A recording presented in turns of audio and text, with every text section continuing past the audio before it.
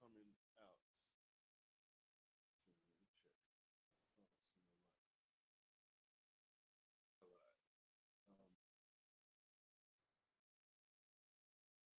Writing's not that easy, but Grammarly can help.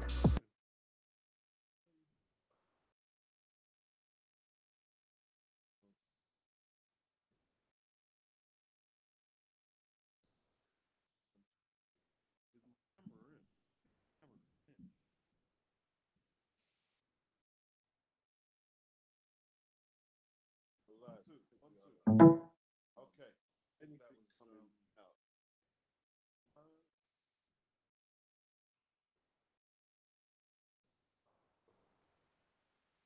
Light coming on.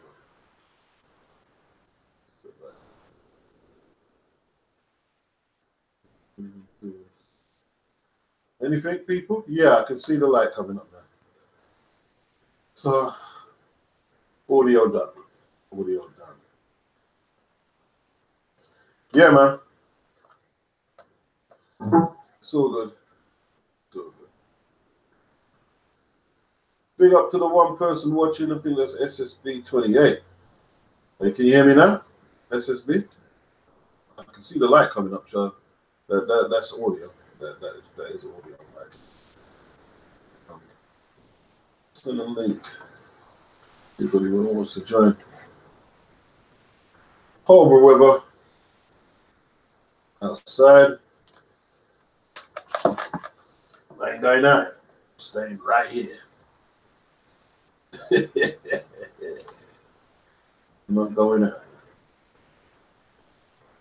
Pissing down. Send out a few links, people. Yes. I've received my goods from eBay. No problem. Confirm that.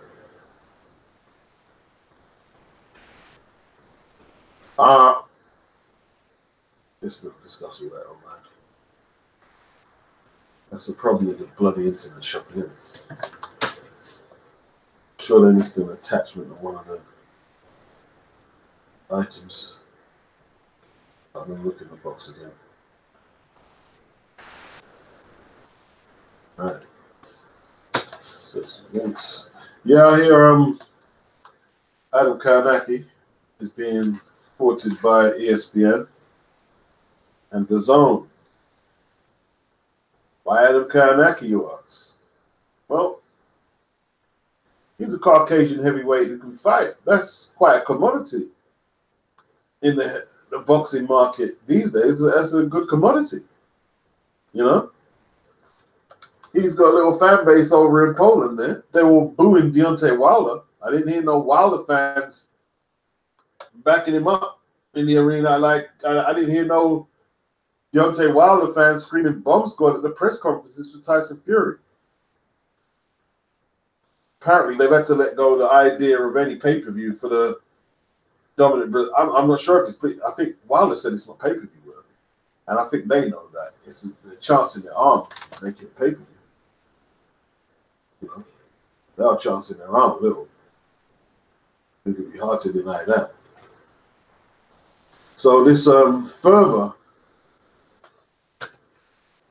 marginalizes Showtime. See, the thing with Showtime, yeah, is they do a variation of programming. Why are they going to subsidize? They don't subsidize programming for nobody. Like, okay, let's say what's a current Showtime program outside boxing? It could be a soap opera or a current affairs program or anything. Yeah, that will attract its own advertising revenue. It basically, you know, it works for itself. Like Nescafe might want to attach their name to the brand, or a few people might want to attach their name to the brand. Sponsored by. They sell themselves their products. The actors and, you know, the directors and the plot line, they sell like if you're talking about like Friends, something like Friends, it sells itself. It's just self-sustaining, yeah, over a whole load of years. It doesn't need to be, oh, we need to put funding into it. Are they going to put funding into boxing? I don't know. And see, they're up against ESPN and DAZN, which are similar in the fact that they just deal with sport. It's just 100% sports. Why do you think HBO got out? Why do you think HBO got out?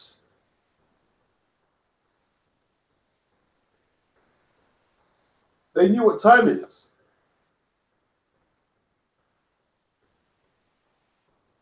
You see, when everybody was saying that Wilder and Fury was a success, it was a success because they didn't lose money. And they got to the recoup target. They got to the recoup target. What was that, 250? Yeah, they got there, and they got a few dollars over that, which is good. Yes, it's good. It is good. It is good. But a success would have meant a follow-up pay-per-view, regardless if Tyson Fury was in the opposition corner. That would have been a success. Like, for instance, Dillian White versus Anthony Joshua. After that one, it didn't really matter who was in the other corner for Anthony Joshua. It didn't matter. They were going to be pay-per-view. And after the Klitschko fight, it didn't matter who was going to be in the corner. We're going to the stadium unless we choose to go to an arena. We're going to the stadium.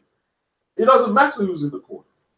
That, when you're talking about success in the business market on that level that they're competing at, that is success. You can't say recouping your money and getting a few, you know, not a few dollars, but, you know, some good money over. But you can't, if you see, you're saying that if it was just them, if it was just Showtime putting boxing on and they had no one to compete with, yes, you could say it was a success. You could say it was a success. But we're seeing now, we're able to put some perspective on that pay-per-view now. We're able to put some perspective on it. While they're now talking to DAZN, apparently. Whether Eddie's involved or not, it doesn't matter. It doesn't matter. It doesn't matter. He didn't just say Eddie was trash. He said DAZN was trash. That's what he said. Gervonta Davis being offered $5 million. He's not worth $5 million. He's not even worth $5 million. So what they're doing now, because I believe, like Bob Arum's offering $15 million for the Spence fight. I believe DAZN and Arum and ESPN, I think they realize that they might turn some of these offers down. But what does it do to the PBC? You're turning down offers that you can't pay your fighters in fights that you can't provide for them. Like, as good as they're saying the pool of fights they've got at 147 in the PBC, there's no bigger fight than Spence and Crawford. There isn't. Not even Thurman and Spence is as big. Crawford has taken Spence, in my opinion, Crawford has taken, not Spence, Crawford has taken Thurman over in terms of an attraction in boxing at 147. Thurman is still playing catch up. And you can't say Porter, I mean, he barely scraped Tom on Saturday and he lost to Thurman. Danny Garcia lost to Thurman. So the top welter really is Spence at the PBC. And the other guy is Crawford. Maybe not, maybe he doesn't have the resume of the upper welterweights, but if you take his body from lightweight to light welter, he's been an undisputed champ. You can argue about the quality of the opposition all you like. Yeah, you can do that. But he's the strongest opponent for Crawford now on paper. Unless Mikey Garcia pulls off a big upset on Saturday. You know? And if they're going to turn down these offers, what does it do? I mean, you say you want to turn Gervonta Davis into a pay-per-view star, But his last numbers weren't that good, apparently. They wasn't that good. And now you're turning down for what, $5 million? Who are you going to fight? When you turn down $5 million against Terry Farmer, who are you going to fight? Lomachenko? You have to realize $5 million is probably the highest purse that any super featherweight has been paid in the history of the sport. Wilfredo Gomez and Salvador Sanchez weren't making that kind of money.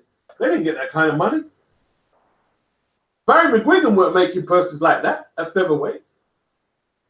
Chavez Sr. wasn't making purses like that at that weight there. No way. Maybe when he fought De La Hoya, he had comparable purses. Yeah. You're going to turn $5 million down? Now what? What is it you're going to do? Are you going to fight Lomachenko? Who are you going to, when you turn $5 million down, who are you going to fight? Spence, if you turn down $15 million for Crawford, that's the bid that Bob Arum said he's going to put up. After you fight Mikey Garcia, who are you going to fight? It's a good question. It's a good question. It's to be asked. Yeah, man. Yeah.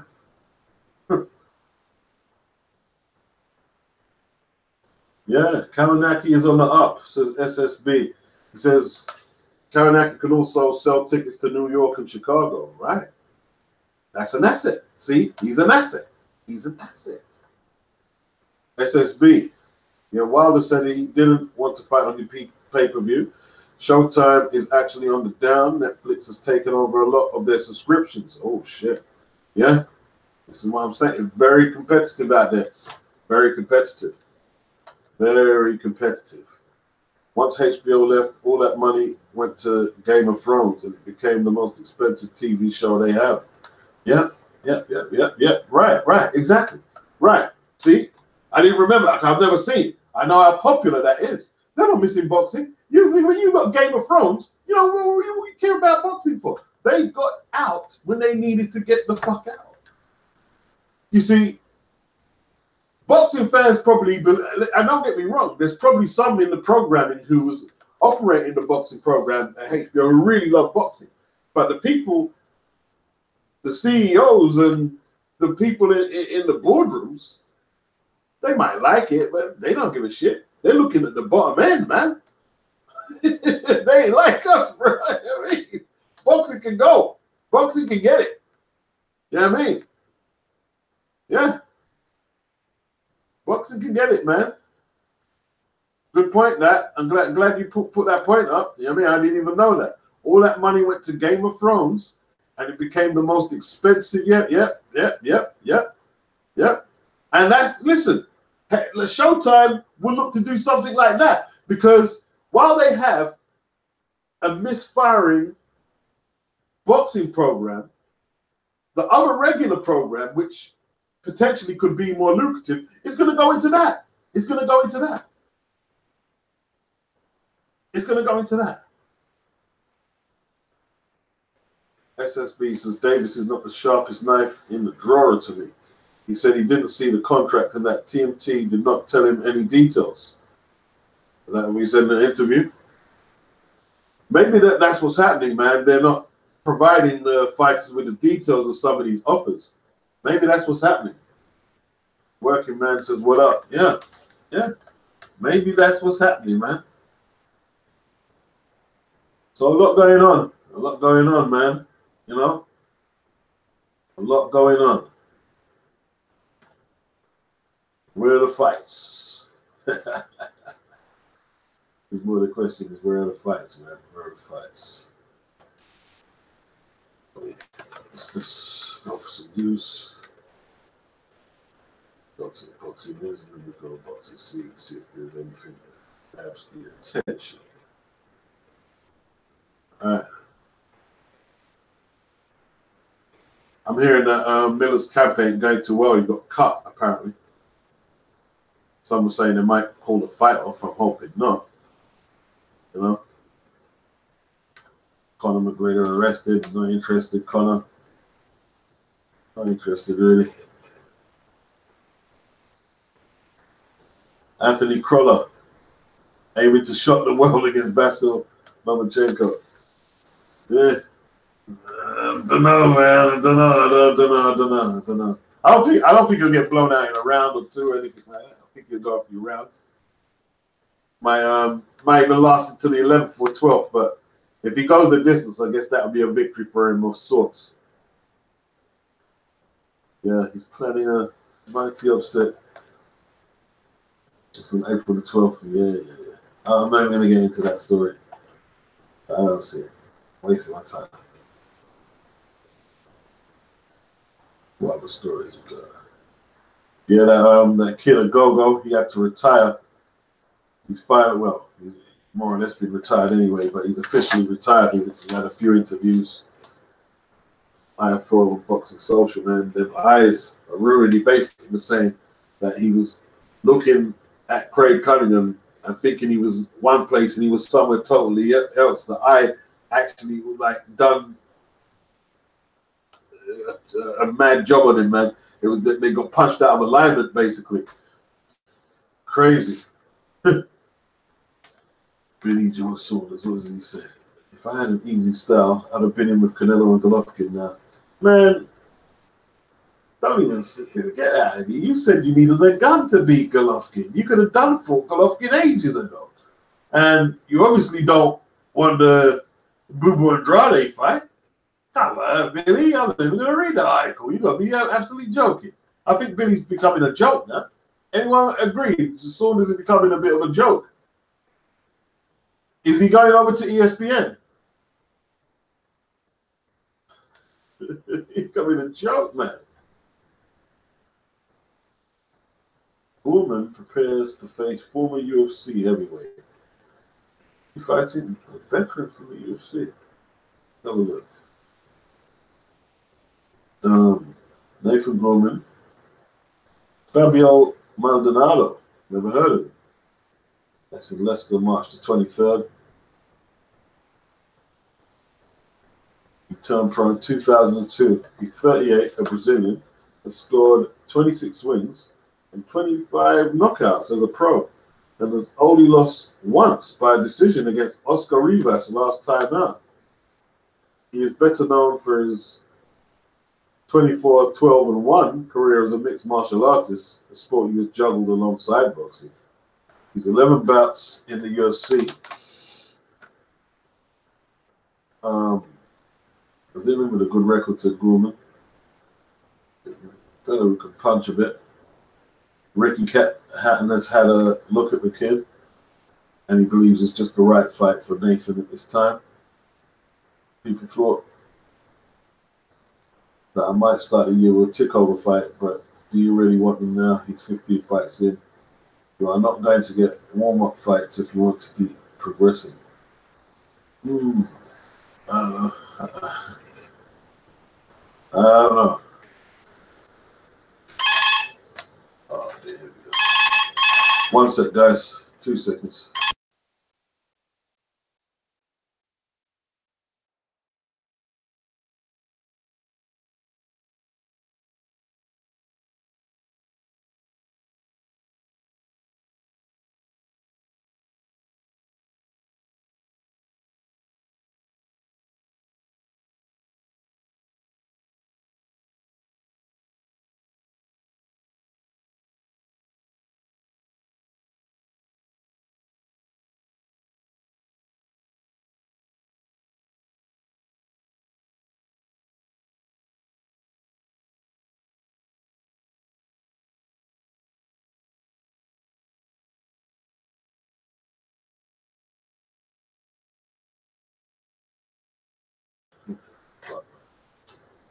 Damn, I love that. I tried to hide, man, but I'm gonna get out of it. Not yet. It's so good. SSB, yeah, he heard Miller got lit up in a sparring session. Yeah.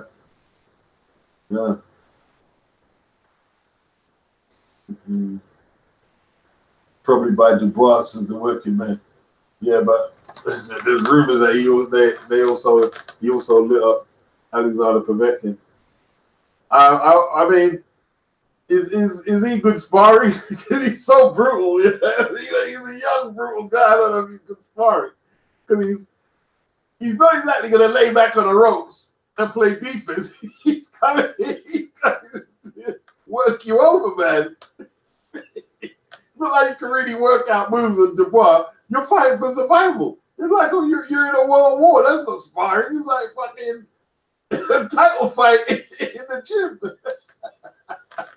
I would have bring him to spar none of my fighters. You know what I mean? Maybe if it was an aggressive come forward fighter, but even then, I'd get an aggressive guy, but not as physically as strong. Because he'll fucking fuck you up by the time you gotta get in the ring. Fuck that shit. I don't know about that. Camel 1, he thinks Cruller will go the distance based on Lomachenko's last 2 fights. Oof.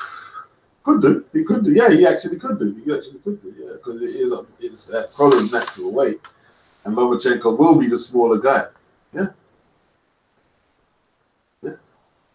SSB.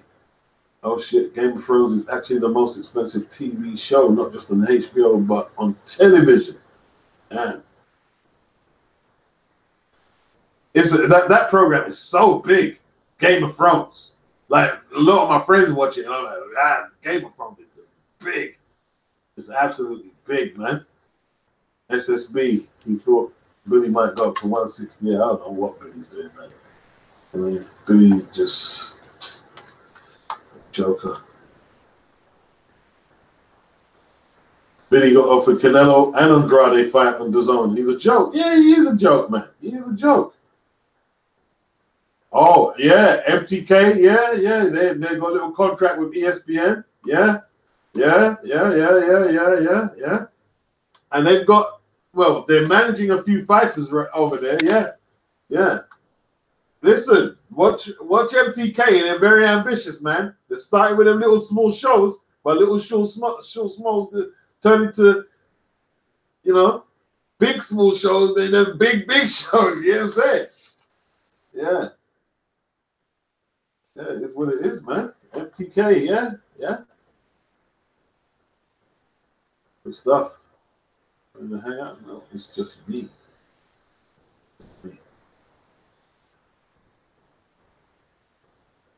Okay. Any more news? I don't know about Nathan Gorman's opponent, man. He's a 16 fight. He hasn't had many fights. I'm not that sold on him, to be honest, but he's got a long way to go before I can make a final judgment, obviously. You know, he could become something. All right. Robert Garcia. Mikey now a 147 pounder. Better than Spence. Is that true though, Robert? Is that true? I just don't think that's true. So he's saying Robert Garcia, to say the least, knows boxing. He's seen champions. He's been a world champion and he's trained world champion. And as a card-carrying member of the Ray Leonard fan club, he's certain the guy whose corner he'll be running on Saturday night held the stuff of the Sugar Man.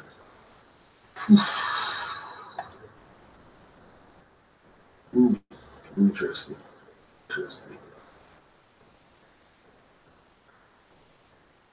Okay. And the Hands of Stone, Duran. You know the drill. Moving up multiple weight classes, taking on unconquerable challenge in Spence, finding a way. All in a night's work for little brother Mikey, he said. Ray Leonard is Robert Garcia's favorite fighter of all time. And Leonard did it, Garcia told Boxing Scene. He did it because he wanted to be great. Duran did it. Did the same when he moved up to fight Leonard. Wanted to be great. And that's what Mikey wants. Mikey wants to be great. He doesn't want to be just another champion that defends titles and wins titles here and there. Mikey wants to be remembered as a great champion. He wants to be remembered 100 years from now Just like the Leonards and Durants, people remember them from 40 years, and 40 years from now, they're still going to remember them. Well, one thing I have to say, I can't think of any financial motives why Mikey took the fight. I can't. I can't think of any ulterior motives rather than greatness why he took the fight. And that does make him dangerous. That does make him dangerous. He obviously has a lot of self-belief. And these are questions that, like, Errol Spence would probably deny it. But there must be time to time when he thinks to himself, why is Mikey, Mikey want to fight me? Don't they hear what they call me? They call me a beast. They say I'm the best. They say I'm a killer. And you want to fight me? You know, why me? And I don't know if that's playing into Errol's mind. You know, but, you know, if Mikey wants to be great, well, yeah, he's taking the right step there. I mean, if he wins on Saturday, Al will, once again, if he wins on Saturday, not so much Errol Spence, but if Mikey wins on Saturday, Al is going to be under pressure again. Because you know who's going to be after him. Eddie's already been after Mikey. And if he beats Spence, whatever Eddie was trying to tempt him away from the PBC, whatever he offered him is going to be doubled or tripled. Going to be doubled or tripled. I don't know what Al, once again, you know what I mean? Well, how are you going to hold him there, Al, on Showtime? How are you going to, because you see, after that, if Mikey beats Errol Spence, Showtime have nothing for him. You can't do pay-per-view there. This pay-per-view, see, it doesn't really matter for Mikey if the pay-per-view flops. It's not the same situation as Wilder, right? If Wilder had won, it would have been a good situation for him. But even if Mikey puts up a great battle and can go the distance, it doesn't matter if it does big pay-per-view because they're going to cultivate Mikey into a star. With Wilder, it's a little different. He's been fighting a long time. He doesn't have the greatest reputation. You know, they needed that pay-per-view to do well. That it was a political exercise. It wasn't. This is not a political exercise from Garcia. This is, I want to be great. This is legacy. This is legacy shit. I can't really say Wilder was fighting Fury for legacy. This was a political exercise to try and leverage the unified champion. You know, that's what it was. And Mikey do it, man. Just Saturday. So that's Showtime pay-per-view. Showtime pay-per-view, man. And it's a very pivotal fight for a lot of reasons, man. If this doesn't do good pay-per-view, what did Jay-Z say? Death of auto-tune? No, this is death of pay-per-view, man. Not so much, I won't say the death, but nobody's going to be paying £90 pay-per-views if this one flops, or $90 pay-per-views, or whatever extortionate price they're charging. That'll be it. It'll be wrapped up here. They don't have no bigger stars than these guys here there. Who else is going to do it? Tank said he's going to be a pay-per-view star. No Showtime, you know. You ain't been, listen. Your only hope of being a pay-per-view star is to take that fight, or maybe a couple of fights on the zone, and get the money and the exposure you'll get from fighting on the app and then going back to Showtime. You might be able to be a contributory factor to saving it. But you can't become shit on there as a super feather. And you're not jumping up to fight Lomachenko. There's no big names at super feather, right?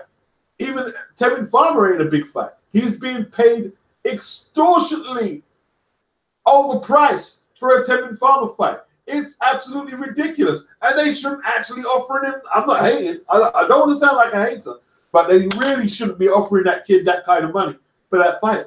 They really shouldn't. They really shouldn't. That's a Lomachenko purse right there for him. That's a Lomachenko purse. That's not a Terry Farmer purse. $5 million, and you're like your team, Leonard Ellaby. We don't need the zone. What the fuck? Were you giving $5 million for fighting another opponent outside Terry Farmer? You give him $5 million. That's the only way you could prove it wrong now. It's the only way. It's the only way. Yeah, man. Crazy. Crazy. Number one. Kind of hope Spence gets beat. Yeah, I know what you're saying. I know what you're saying. If Mikey wins, he is my pound for pound one, says SSB. I can see with that. Yes, it's on ITV4 as well. It's on ITV4. What time to be alive. And look, and here's the thing. I don't even have to catch it now. I don't have to stay up because I've got my TiVo set to catch any fights on ITV4. So I could just, yes, record that, wake up the next day, you know what I mean? Later on in the day, I can just go live and just watch that and, yeah, do my commentary. I don't have to go live. I don't have to go live. I have a good copy. Yeah. Or I might even do it later because what I'll do, you know, I might, because if I fall asleep, say 12 a.m., I'll probably sleep till 6. I might get up at 6 and then, yeah, put a TV on. Yeah, ITV. See, see, and that's something we got to talk about, man.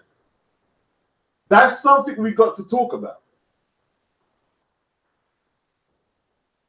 I heard McGregor go on and Dave Allen against Lucas Brown. Last week it was Jordan Gill versus the guy, I can't remember the guy's name. And he was headlining against also Red. And Sky, Eddie, Sky is suffering since you hooked up with the zone. Sky is suffering. Dave Allen and Lucas Brown. Derek Chisora versus Gashi. Who's Gashi? Sounds like some British grime MC. Gashi, you know. Who's Gashi? It's suffering bad. And look what Al's bringing over here. Look what Al Heyman is bringing on free TV. Over here. Got to be said. It got to be said. I'm not into that, oh, well, it's us against the pit. No. I'm pointing it out. Eddie, look, domestic boxing not looking that good. It needs to regenerate. I'm not going to go and say it's dead, but it needs to regenerate itself quick. They're going to have to fast track a lot of prospects out there and stuff, you know. I don't know what they do, man. I don't know what they do. Got to do something, though. Got to do something. ITV4, you know. Yeah, what a time to be alive indeed. Camera 1. SSB, is Mikey too ambitious? Well, Errol is just flesh and blood like him, I guess. That's what he's figuring. You know? Mikey Bayer, he says, listen, man, nobody here hits light harder than life, dog.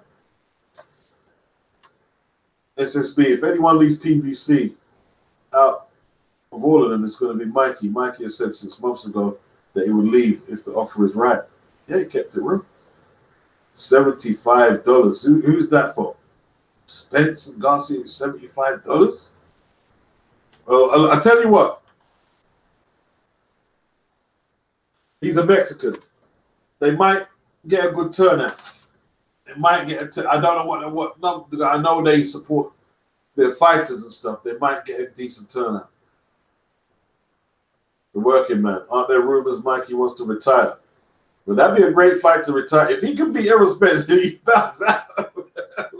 Damn, man. Yeah.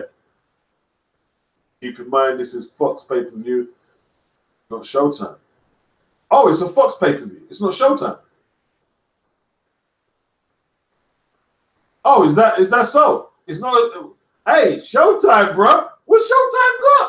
Showtime.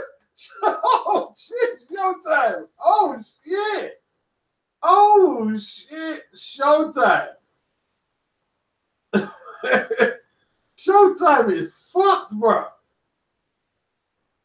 Man, they better get Floyd. They better. I mean, like, give Floyd $1 billion. I don't know, man. Oh dear. Whoa, I feel like this Al Heyman role of advisor, aka a promoter, is backfiring on him. Yes, it's unraveling. And you know what? It's unraveling so bad, it's making me think that they may be conspiring against him. They may be conspiring against him. That's what it's making me think. Because it's not looking very clever. It's not looking very clever. How much promotion has Fox put into the pay-per-view? $75 a pop? Oh. Damn. Hey, great information, guys. SSB, I think Eddie wants to get out of that Sky contract and launch the Zone in the UK.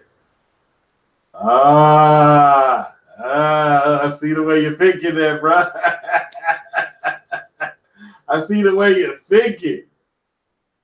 Well, does he necessarily have to do that? Why? You know what Sky should do? They should just have a boxing channel on there. That's what Sky need to do, is just have a boxing channel. Open up a boxing channel on Sky. They can do that.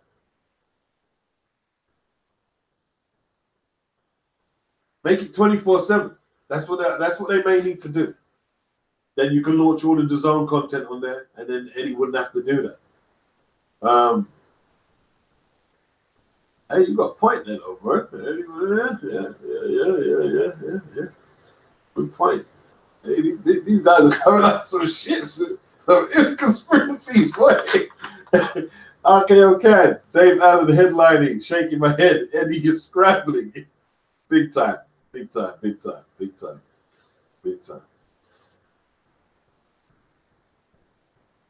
Yeah, it's Fox. SSB, yeah, it's Fox. Camel One better get Floyd out of his wheelchair. Yeah, they better do something. Imagine that, man. A few years ago, what was Showtime were putting on Canelo and Floyd? I think Canelo was with Showtime at the time. They probably thought, this is us. We're unbeatable. Was that on Showtime or HBO though? And when they got Floyd for that, how much was it? What was it? How much fight deal? 6-fight deal? That was a 4, yeah. We're the Dons.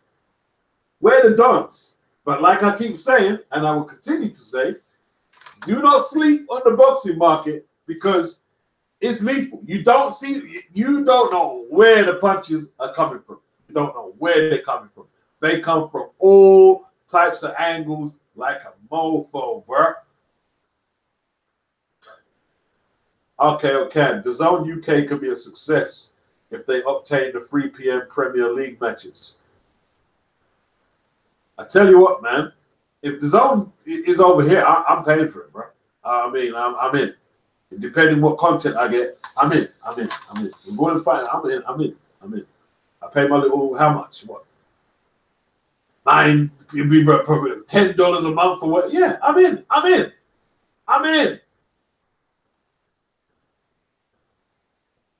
Oh, you can't get Sky in your area? How come? Get 1,000. Yeah. I'm telling you what. Streaming. I didn't stream Saturday. I said, you know something. I thought about streaming. I said, no, I'm not streaming. I just went to sleep. I said, no, I'm not streaming.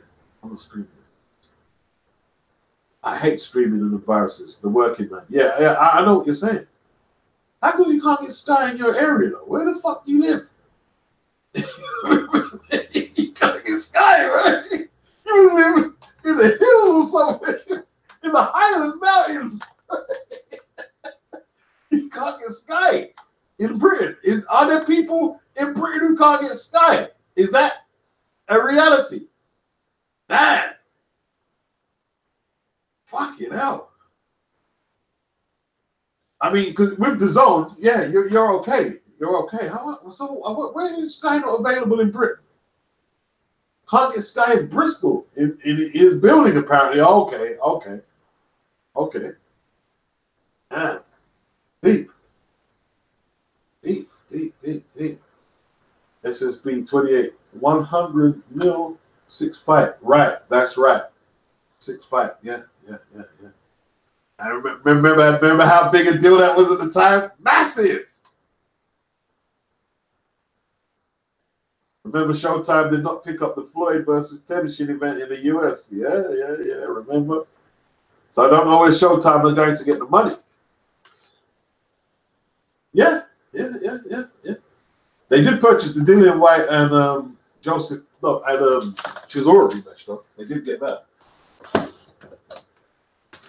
Camel 1, he's never had Sky, but I get the zone in a heartbeat. I've had Sky. On and off. The working man. Yeah, can't get Sky in his building. Yeah. SSB 28, he said he lives in Canada and he gets Sky. Damn. Oh, what? You can get the same Sky in Britain that we get here in Canada? I didn't know that. Wait, what? You talking about? You stream the cards, or you actually get you got a subscription for Sky over there? Shit! Wow, that's deep. That's deep, bro. That's deep. That is deep. Yeah, man. A lot happening in the sport, man. A lot happening. Yeah. I can't do it. Cool, I'm going. Yeah, I'm gonna get out of here. Furman pleads his case for a Manny Pacquiao fight. Furman's just looking to cash out. You're just looking to cash out now. Come on, man. Daniel Dubois set to return April the 13th at Wembley Arena against who? Against who? Back in actually next month.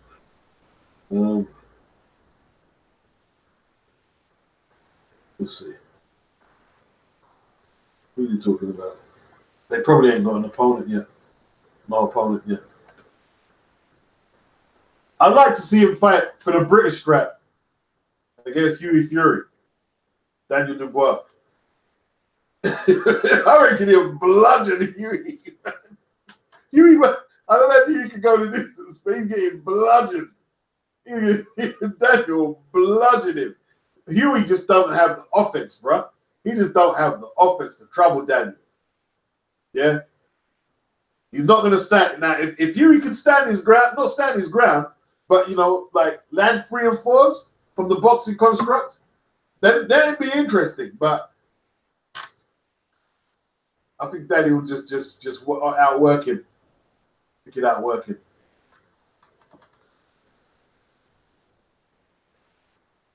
Chisora, Joseph Parker bitched out. He shit himself. Joseph Parker's a strange guy. A very strange individual. He said Parker wasn't ready for the battle. He didn't seem to be. I mean, he said how much time did he want to prepare? How much time do you need, Joe? You need a 20-week training camp for someone who's just been knocked out and you've been world champ. Come on, man. Come on. You should be in shape. And see, you should be in shape anyway. It's not like you have to go wake up 7 o'clock to do a shift at the butcher's or at the fucking warehouse. You know what I mean? You should be in shape. And then a 7-week training camp, you should be ready to fight. No excuse.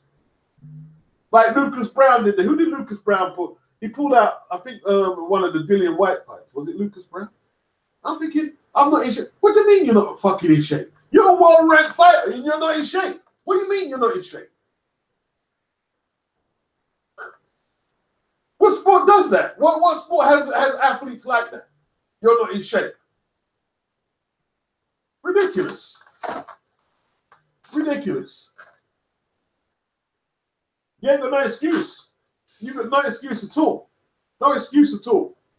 We have journeymen who come in without training and sometimes put up distance surviving performances. And you get the fuck out of here, man. You're not ready. That's ridiculous. Ridiculous. There's take on this guy Gashi, who people are telling me fought Carlos Takam and gave him a decent fight. I don't know much about him. He's only got one defeat on his record. I mean, Derek's coming off a knockout, Joe. He's coming off a knockout defeat. I mean, he knocked out cold. He was knocked out cold and he was ready to fight you. And you're saying listen, you're a joke. You're a joke. You're a joke, man. You're a joke. You're a joke.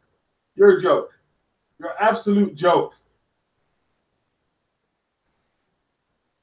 Somebody in the comment section, I wouldn't say wanting to have a full camp is punk, you know.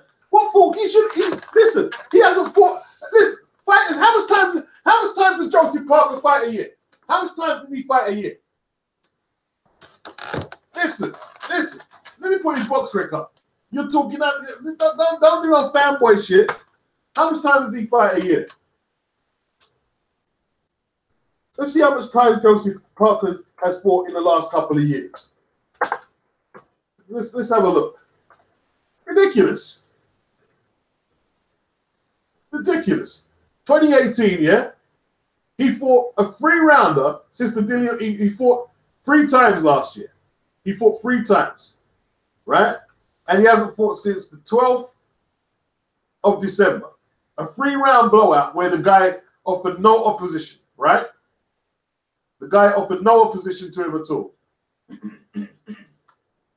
So it's January, February, March, April, May. March. 3 months, right? Let's say from the Dillian White fight to now, that's about 9 months without a serious fight. And you're not ready to fight? You're not ready to go? Come on, man. Joe, you're not a champion. You are not a champion. You're trying to reestablish yourself. You have to compromise a little to get a big fight and take it. You're not a champion where you can see if a belt holder come out and say, look, I want a full training camp, I wouldn't say shit because yeah, you're the champion. You're the champion. So yeah, you should be able to dictate how long the camp is. Yeah, obviously. But for you, trying to reestablish yourself after the loss to Dillian White, come on, man. You sound pathetic, man. You sound stupid now. Now you sound stupid. Now you sound absolutely stupid. What sense does that make? I mean, the Derek Chisora fight is a really good fight for him. It's a really good. So what are you going to do now? You're going to fight 4 more of them guys you just fought. What's that going to do?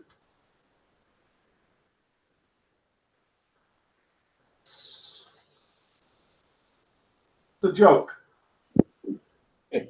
What's up, Pete? No, Joseph Parker is a joker. He's a comedian. He's fought 1 serious fight, right? He fought Chisora about July, yeah?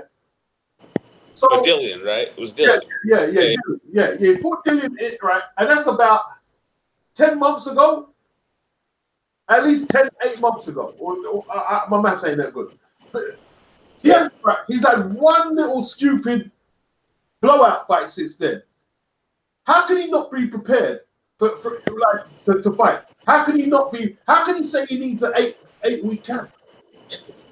And to your point about Chisora, correct me if I'm wrong, but if memory serves, didn't Don Charles run in the ring like he thought he was dead? He didn't just get knocked out. He got. Don't looking at the stars. Yeah. This trainer ran in the ring. Remember? Yeah. He was like praying. He thought he was dead. Thought he was dead. And Joe needs a 12-week camp to fight Derek Chisora. No, I'm not having it, Joe. That is pretty messed up. That's not having it, Joe. Not having it. No, I'm not impressed. I'm not impressed at all. If he really wanted to get himself back and prove himself, he would have said, "Yeah, I'll take it. I'll take it." You know, it's not like he doesn't know how Chisora fights. I mean, like, I'm not saying it's easy to prepare for, but you should be able to prepare yourself for that fight. Come on, man. Ridiculous. How old is Parker? He's a young kid. He's not, how old is Joe? Joe, let's have a look. 27. Oh, come on, man. He's acting like he's 37. You know. Right. 27. You know, young kid. How old is Derek? Derek's 35. That's terrible. That's terrible. And just got sparked as spark can be. And has lost 3 of his last 5, or even more. Well, no, and the Pulev thing. Look at his record. He's like since 2016, he's lost 4. He's lost 4 fights since 2016. Come on, man. It can't be serious. Can't be serious. It can't be serious, Joe. You know, we'll have to write you off for a little while of being a serious contender. Yeah, it's like even it's something about the mentality, like you said. Like in the Dillian fight, he waited like 9 rounds to start fighting. Yep, exactly. And like, you know, when he did, it's like, oh, where did this come from? Yep. Yeah, man. Yeah, I'm not impressed, Joe. Not impressed. So it's like more than even like, because at the time, like during the fight, it's like you seem maybe too passive. It's like just a general lack of ambition or something, isn't it? Right, exactly. There's no daredevil in him. Let's go for it. Like let's take Chisora on and like just try and knock him out, or let's try and box him at a higher tempo, or nothing. Let's go for it. It's very it's just like there's no self-belief there with Joseph Parker. It's something. It's like I'm loath to say to go that far just because I feel like someone devoid of self-belief wouldn't get in the ring. You know what I mean? But there is something. It's a relative. When you say self-belief, it's a relative, isn't it? Yeah. That's true. That's true. Yeah, relative to the job description. Yeah. Like a hungry fighter would have went for that.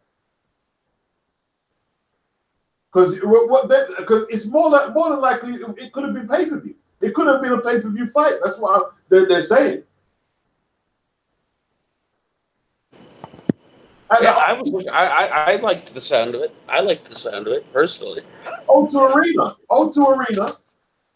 Probably a pay-per-view fight. I think that's what they were talking about. Yeah. If you're not up for that, Joe, I don't know. I don't hold out much hope for you. Yeah. Don't hold out much hope. What has he been doing for the last 9 months? He fought some guy I can't remember who wasn't ranked and blew him out in 3. So it's not good enough. SSB says these guys need to get fined or not for not coming in shape, at least some sort of repercussion. It's disgraceful. Of course it's disgraceful.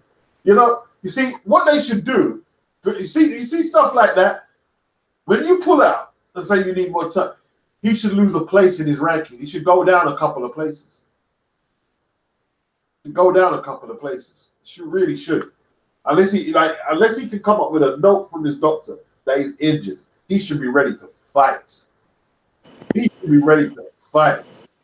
That's to me, that's another good argument for there to be more, tournament style structures. Yeah. Whether it's World Boxing Super Series, whatever, because in something like that, unless there's super extenuating circumstances, or you're worth a whole lot of money. But generally speaking, if in that structure, yeah, if you pull out of the fight, they find a replacement and you're out. Yeah, see, he would have been better off if they would have been better off if they said he made up a lie and said he was injured. They would have been better off doing that than that excuse there. They should have just said he was injured. Yeah, you said it best. That's a weird dude. Yeah. Weird dude. Crazy, man. Because it's not like he doesn't have ability. That'd be one thing if he was terrible, like Dave Allen or something. It's not like he took a really bad beating in the ring. He hasn't took no bad beatings, really. He didn't take no bad beating from AJ or all right, he got knocked down by Dillian. But yeah. But he came back in that. Dillian had to hang on for dear life at the end. Yeah. I mean, he did, but that's part of what makes him frustrating. It's like like I said, it'd be one thing if he had no ability, right? Yeah. See, I'll tell you, he did take a bit of a beating from Dillian, though. He did take a bit of a beating. Yeah, I thought he was getting slapped around for about the first 9 rounds. Yeah, he did take a beating. Maybe that's what it is, man. He's still in recovery, I guess. He hasn't got over it. He hasn't got over the loss yet. The AJ one he was expected to lose, but I think there was a lot of hopes that he could do something against Dillian.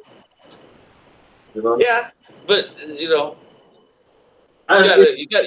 again. It goes back to I guess the relative mentality. You got to be a little more glass half full than that if you're going to be a fighter. You got to, you know what I mean. You got to find something to build off of. I don't think they like the opponent. I see the thing is, I said, oh, this ain't a bad fight for Derek. This ain't a bad fight for Derek. I don't think they like. No, it's a good style matchup. I think it's a good fight. I think it's a good fight, but a good fight for us. I mean, see, Derek is a scary beast because he got knocked out unconscious, and then in the presser, less than an hour later, when they asked him, "You going to retire?" I said, "Retire?" He said, "That's the problem with Britain. As soon as you get a setback, you want to give up." He said, "No, I'm going to keep going until I can't go no more." That's a fighter. Well, that's actually I was going to say. First thing I thought was, heck, that's a modern boxer problem. I mean, how many guys have 1 or 2 losses and they disappear? Yep. Loads of them. Loads of them. One bad performance and they disappeared. I mean, look how long it took. What's his name? Erickson Lubin to come back from that Charlo defeat. It took him ages. Derek's back in a few weeks. Took him absolutely. Yeah, I think Lubin's fought like one. That was his first. Was that his first fight back when he fought Ishe? He knocked out Ishe, and he had one before that. You know. Yeah. See, that's just. I guess it's a different time. Well, like when Foreman was on to come up before Frazier. They're like once a month. Yep. They were busy them days, man. Yep. William Laria, he says, I think that AJ money that Parker has got has killed any kind of real hunger to fight for Parker. I don't think Parker is scared. He just don't want it. Good point. Excellent point. I think you see he's probably covered ground on the answer there. Probably covered a lot of ground on that. Yeah, that sounds like an accurate read on it to me. Yeah, probably covered all the ground you need to know. How much did he get paid for it? It was about 6-7 million or something, or maybe 6-7 altogether. I mean, yeah, he's a rich young man, and his parents, from what I'm seeing, he doesn't come from a fighter's background. He's not, like he says it. He says it himself. He's not from an environment where it was a necessity to fight out of poverty or whatever. He's not from a suburban posh boy area. I don't think New Zealand is really like that. But he's got the money, got a great life, and he's got children and a wife. He can look out for them, and they're all covered. He's only 27. If he doesn't want to throw another hand in violence, he doesn't have to. Yeah, and I always have to remind myself, obviously they've always known, well, pretty much always known that getting punched in the head for a living has consequences.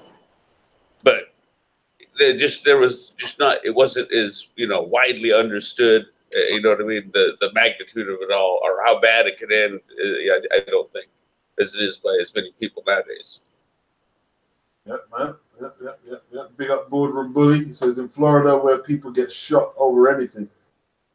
America, it was just like busting guns and just like bust guns. Do we seem like a bunch of Yosemite Sams from Yeah. over there? Is that what it's like? Just bust your gun. You know what I mean? Bust your gun, man. Crazy. But if that's the culture that like you're probably dehumanized to it though, living out there to a degree. Yeah, I mean, it's like, obviously there's like the major cities like New York and LA, even I think of as, oh yeah, there's probably a lot of, like, quite a few shootings that go on there, right? But but like you mentioned, Florida doesn't come to mind, except for like, I'm sure there's been shootings there, but you know what I mean? It doesn't spring to mind if you ask me, like, name as a gun capital. Name like the top 10, gun crime places in America. I probably wouldn't have named Florida. Yeah. Is what it is, man. Yeah. So what do you think of Showtime situation, man? Like, you think there's much mileage in the Showtime boxing thing? It hasn't been well set. I wouldn't say biased, but just, I'm a bit uncompromising in the way I spend my money. So Showtime hasn't been worth the money to me for a while. Well, would you pay $75 for Spence? No. No.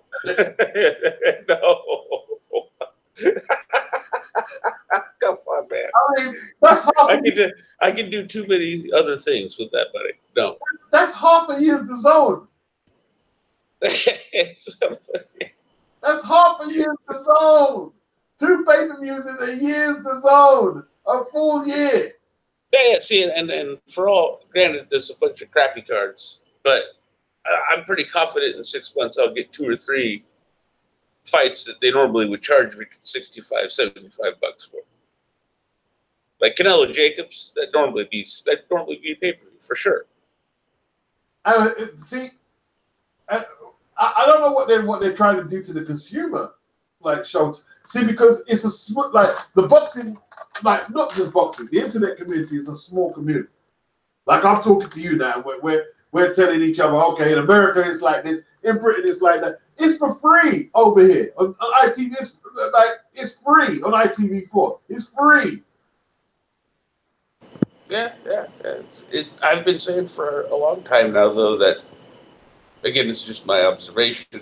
No science behind this, but it's always been my observation that the American consumer, and I'm talking in general, whether we're talking about buying bread at the store, right, or your cable TV package, or cars, or whatever, the American consumer has, for my entire life, anyways, routinely waited until they can't afford some shit before they stop paying for some shit.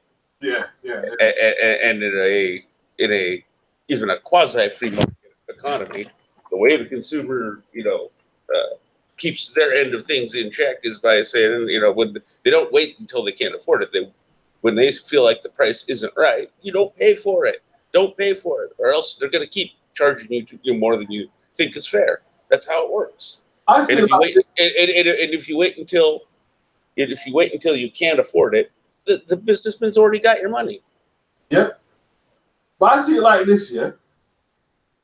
They're trying to grab everything they can now from this paper, and they're going to get out. If they had any ambition to stay in the game room, they'd reduce the price of the paper. Well, and that's also my suspicion.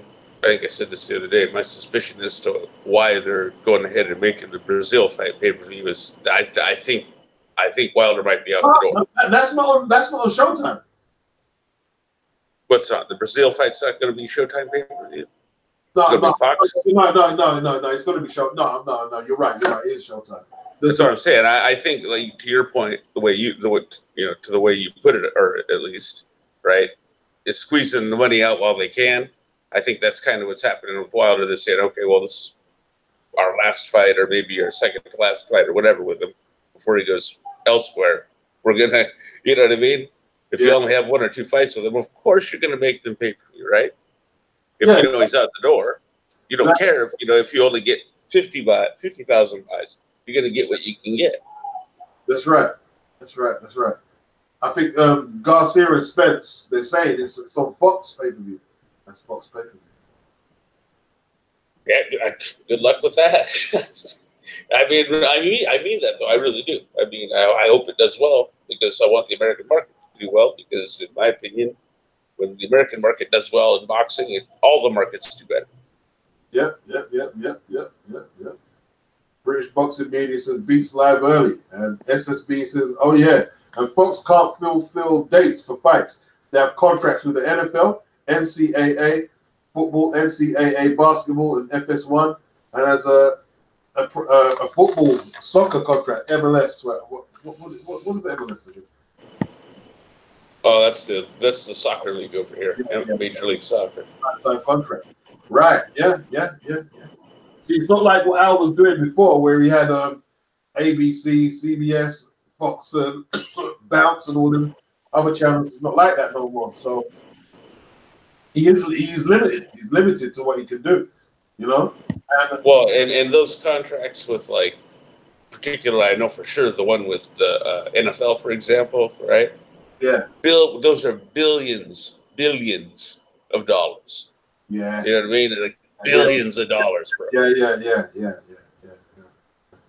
And I suppose the NCAA basketball is that billions of dollars. Yes, billions of dollars. NCAA football. Is that women's basketball? No, NCAA. That's college, bro. University, unpaid amateurs. The college football. This is what I'm saying. The college football, and there's a major college football team in all 50 states. Some in many cases multiple. Like in California, they've got like 4 or 5 major college football teams, right? Right. And tons of them get crazy turnouts. Fans with the face. It's like I've said before. It's the closest thing we've got in terms of fan base craziness to like soccer fans. They'll show up in the 30-degree weather with no shirts on. You know what I mean? And all that stuff. I'm not even joking. That's what they will. They'll use sub-zero weather, dude, in some states. That's what you call a home banker. That's home banker. You can't. That's never gonna let them down. In terms of exactly. Yeah. The college football market's always there. Like the soccer market over here, it's never gonna let any like ITV or BBC or Sky. Never. It's never gonna fail them. Never. Like in Italy, Serie A, never gonna fail. La Liga in Spain, never. It's never gonna fail. Champions League, never. It's never gonna oh no, it's like people are not watching. Never. It's not gonna happen. Right? You know what I mean? Yep. Exactly. Never gonna. It's not gonna happen. Not right now. Yeah. Well, because the way it works, part of what it is over here is they've got a lot of them have built-in fan bases, because you got to remember these are the crazy college kids. Most of them are doing most of them are going to the games just to drink, if nothing else, right? Yeah. And then they remain fans after they're out of college and so on. Most of their kids will go to the same college if they go to college. You see, so you have this never-ending built-in fan base. It's institutionalized into the culture now. Exactly. That's exactly the word for it. Yeah. Just like soccer. Not going anywhere. You can't walk up to a football ground and say, I want to put all the tickets are gone, bro. You can't do that. You know what I mean? That's how it used to be. You can't do that no more. Can't do that. Yeah. Like even out here, like when University of Washington Huskies are good luck. Good luck. You ain't gonna you ain't gonna get within a mile of the stadium. That's it. That's right. Home bankers, yeah. And so there's no way that it's like with Showtime with some of their programming. Like if they've got something to set, I know they probably don't do ER, but I'm saying, for example, or Friends, they're not going to sacrifice boxing for Friends and ER. Hell no. Boxing's gone. It's gone. You know? Yeah, dude. Hockey, I bet gets better ratings over here. If we just wanted to even keep the sports, hockey. Canada, like especially where especially depending if you're in the northern part of the country, like where I'm at, Canada's not that far away. Yeah. What's going on, fellas? What's the topic? Yeah, we're just talking, man. Like all over the place. Joseph Parker, we're laughing at Joseph Parker. Joseph Parker, he's had one fight in 8 months, and he says like Chisora got knocked out last fight, and he says he needs a full camp to fight. 6 weeks ain't enough. Nah, so what's he been doing all that time? Probably fat. He probably got fat and probably wasn't doing nothing. Yeah, like Chisora didn't just get knocked out either, Chris. His trainer thought he was dead. His trainer thought he was dead. It was that bad. He's been doing, Chris? You know what he's been doing? He's been spending that AJ money and that fucking Dillian White money he's been made. He's been made a fortune out of them 2 fights. That's what he's been doing. He's been doing the Madonna stuff. Yeah. Like you said, I bet Parker comes in a career heaviest weight next time now. Yeah, I bet you will too, because you got paid. Yeah. He bought up half of New Zealand, you reckon? Like my daughter did Argentina. Did you say that, Beach? I want to see what he looked like. Right now. Yeah. I bet he's really shit. He wouldn't have said that. He wouldn't have made that. He wouldn't have made that statement if he wasn't in shape. He wouldn't have made that statement like that. Exactly. He bought a fridge like Riddick Bowe, didn't he? Yeah. Put a fridge in his butt. I tell you what. If this was before the AJ fight, you think he would have turned down that fight? No. You're in shape. You're ready to fight. And all of that. Yeah. Madonna coming back because he spent that money up. Yeah, you see Madonna swimming like that, trying to get in shape now. Yeah, no more cigar and a bottle of liquor. You know what I mean? The shirt open. Yeah. Madonna, how did you spend that much money, bro? He was blowing through money. Like when I seen him, they say he bought a ranch. That ranch, you know how much a ranch costs with all the animals? Oh, and his ranch was huge. It was like Texas style ranch. Well, I'm talking about to feed all them animals. They said because I know somebody got a ranch, like to feed all them animals. That's taking a lot of money. It's like $100. Depends on how much animals you got. That's $100,000 a month, something like that. That must be peanuts for Argentina, though. The money you got for the Floyd fights, man. That's peanuts. Yeah. Yeah, but he overdone it. You saw he bought jewelry. Madonna wasn't known for wearing no jewelry. Yeah, it's true. He's starting, isn't it? Yeah. I'm trying to remember. Because when I seen him when he coming back training hard, I like, yo, but he done spend his money up. He done spend that money up. But dude, it was like Pizza saying. I remember I looked it up at the time. It was like I want to say like roughly about like 10 to 1. The what do you call it? The conversion rate. Yeah. Every dollar to whatever the Argentinian, whatever they use for currency is like 10 to 1, man. Yeah, the economy's in the shit. Their banks crashed and anything. They were borrowing off the IMF. It was like close to 50 million or close to $100 billion or something in Argentina money. Damn, man. For just like the last 2 Floyd fights. Yeah, he earned a fortune, man. But you see, he did. When people don't come from money and they've never been taught how to budget, they're gonna blow. You learn the hard way. You got to learn the hard way. You got to learn the hard way. Yeah. Yep. And who knows how many like hangers on or you know what I mean, that kind of stuff. The thing is that there ain't no Floyd this time, bro. Ain't no Floyd Mayweather. The only other really ain't no cash cow unless you fight Manny Pacquiao. Yeah. Well, I mean, that's the other thing. It's the only other possibility I should say is he had to have been offered money that he felt like he couldn't turn down. Well, he's gonna have to get out the skin, boy. He's gonna get out the skin. He's gonna be a PBC hitter, I think. Yeah, so he's with PBC.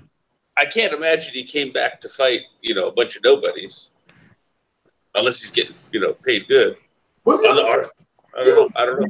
When he fought Floyd, though, was he and Broner? Was he PBC? It was Showtime. Nah, that was on Showtime. Was Yeah. he Golden Boy? That was when they were Golden Boy, though, isn't it? I don't Yeah, know. they Don't were. know. I just No, that was after. That was the Madonna fights. All right. So Madonna was a PBC then, yeah? When he fought Floyd. Yeah, he's like, because when he got his comeback fight, it says with Al Heyman. So Well, he's going to be fighting for a fraction of the Floyd Percy. That's hard motivation, boy. yeah. And he's older. Is he going to be faster? Is he going to be better? Is he going to be a better fighter now? I doubt it. Well, he's still heavy-handed though. He can't change that his fighting style. Hold on. He might not be heavy-handed now. Might not be heavy-handed. See, that's the thing, man. They say the power's the last thing to go. You take all that time out, you lose a lot of the muscle mass and the muscle memory. The power ain't the same. Ain't necessarily going to be the same. You know? So we'll have to see if he's still heavy-handed. We'll have to see. And see, he might be heavy. Can he catch the opponents? that's the thing. You might still have the power, but the delivery system. You still have to Right. you still have to have the delivery system. Yeah. SSB says people have said Marcus McDonald would be in jail or dead if not for boxing. Yeah, he used to be in gangs and shit, didn't he? Yeah. Yeah. Fuck it out, bro. Madness, man. Boardroom Bully says, so Wilder cheating on Al Heyman with the zone? Question mark. SSB, remember these free TV stations and networks plan months and months in advance for TV shows. Fox has a schedule for the next 6 months set. Right. Yep. Yep. And see, in America, you got way more channels than we have out here. Like your cable channels, like deep. Yeah. And again, see, that's the advantage. Every other sport has a structured schedule. You know when it's going to be on. You know what I mean. Even if I don't know who's going to play who, you know what date the Super Bowl is going to be on every year. You know roughly when the NBA Finals are going to occur, etc. That's it.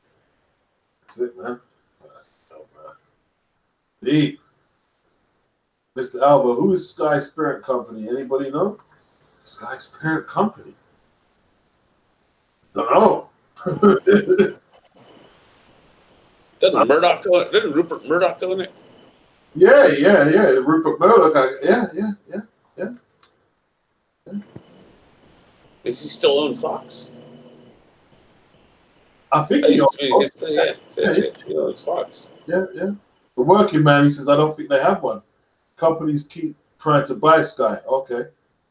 The working man, Fox keeps offering to buy Sky. Damn. See, Sky is huge. It's huge, man. Their news programs, Sky Sport, huge. But see, that just tells me how little I know about business. How does Rupert Murdoch, if he owns both of them, how is one thing he owns going to buy something else he owns? Rupert Murdoch ain't a joke, man. That's all I know. I mean, like. I mean, I assume it's some sort of business shell game that they play. I believe it, but. JD says Sky's parent company is News Corporation. I think. Okay. Mr. Albert is asking, is that American? Is News Corp American? Good. Look, I'm learning from you guys. I think that's Rupert Murdoch. See. Okay. Right. I think. Yeah, it probably is. Yep. Dio Binuli, big up. He says the cult channels are now predictably flip-flopping with their views on the zone. All of a sudden now, the zone is the shit. The zone is the shit now. Yeah, you're right, Doc. It is. It's a murder group, according to SNP. News Corporate America, along with 21st Century Fox, which owns a 39% stake of Sky. Murdoch owns it basically, says JD. Yeah. Listen, it's so he okay. He wants to probably buy out the whole stake. Murdoch ain't no joke, bro. Rupert Murdoch, not a That's man. that dude's huge Yeah, money. yeah, Huge money. yeah. Not a man to be toyed with. I remember watching this program on Rupert Murdoch years ago, and it was about the taxman. The taxman, because you know the taxman, he kind of relishes in digging up in people's business and making them sweat and tax orders. He said they say when he goes to Murdoch, he's actually nervous. He's actually Those are the kind of people with enough money to fuck up the tax man. That should tell you all you need to know. yeah. The tax man is nervous to do his taxes because Murdoch just got such a grip on different tax systems around the world when he's moving his money and shit. It's just like, you can't fuck with people like that. You just can't. Yeah, that's like some George Soros shit, man. That guy makes his money off currencies. Right, yeah. Countries are afraid of that dude. He doesn't want them to crash their currency. Yeah. Them people are scary, man. People are scary. That's the real gangster. That's the real gangsters there. I mean, but does it get more gangster than that? I'll crash your currency? Fuck.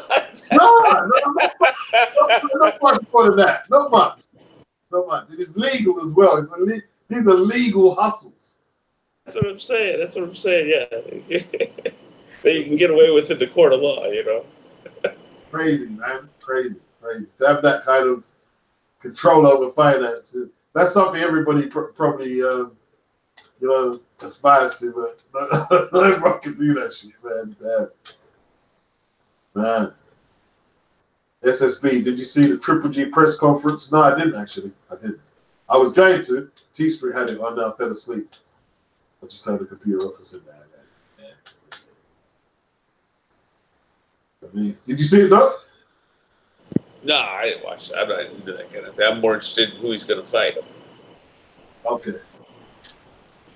Well, he said he just wants to fight the best, whether it's belts or not. That's what he said.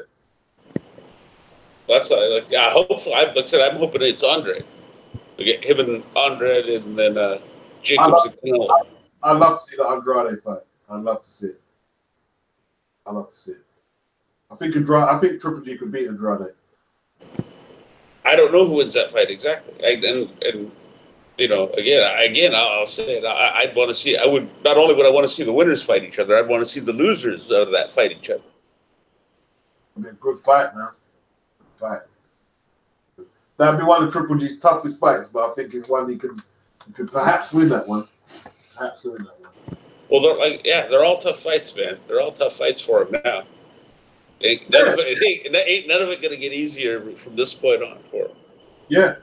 I mean, the zone is it's just pure killers there now, bro. Pure killers at the zone if you're fighting there. No joke. Yeah, especially middleweights. As far as middleweights go, that's where the middleweights are. I mean, that's a great fight. I want to see the Charlo go over to the zone. That's what I want to see.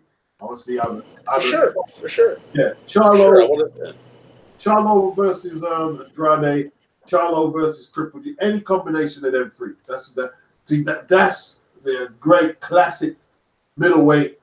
You know what I mean? Division. That will go down in history. If them guys start fighting, go down in history, man. Go down in history. That's what I'm saying. Yeah, that's why I'm stressing. I want to see the losers fight too. Yeah. From like Jacobs, Canoli, and hypothetically Golovkin, Andrade. Whoever wins that, I want to see fight each other. Let the losers fight each other too. Perhaps come again or whatever. Mix and match. That's right. Like you said, they can make each other's legacies.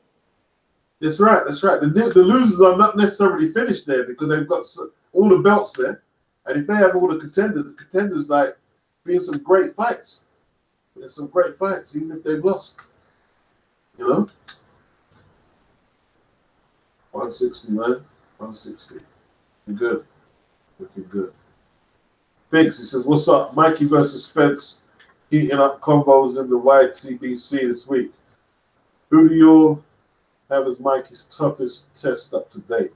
I think the Salido fight was very interesting, and I always contend that he didn't really want the second half of the contest, and I'm kind of with Terence Crawford. He did kind of quit in that fight. There, you know, he was looking for the way out, and his nose got injured. Pulled the ejector cord, so to Yeah, speak. he did. Busted once his nose got busted. Yeah, because, and what it was, my guy took all his shots. You knocked him down several. You didn't put him out. He was still there. He was still there, ready to fight. Right, and he's a 12-round fighter. So tell you what, he's a 12-round fighter.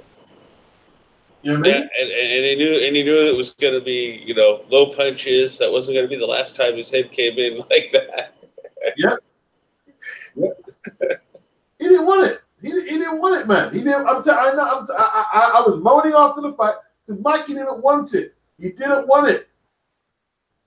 He didn't want it. Yeah, see, Salido, it's a bit like the Chisora thing. Even if you say, in terms of like points, beat him handily, it's not going to be an easy night. No. It's never going to be an ezy night against them guys. Of course not.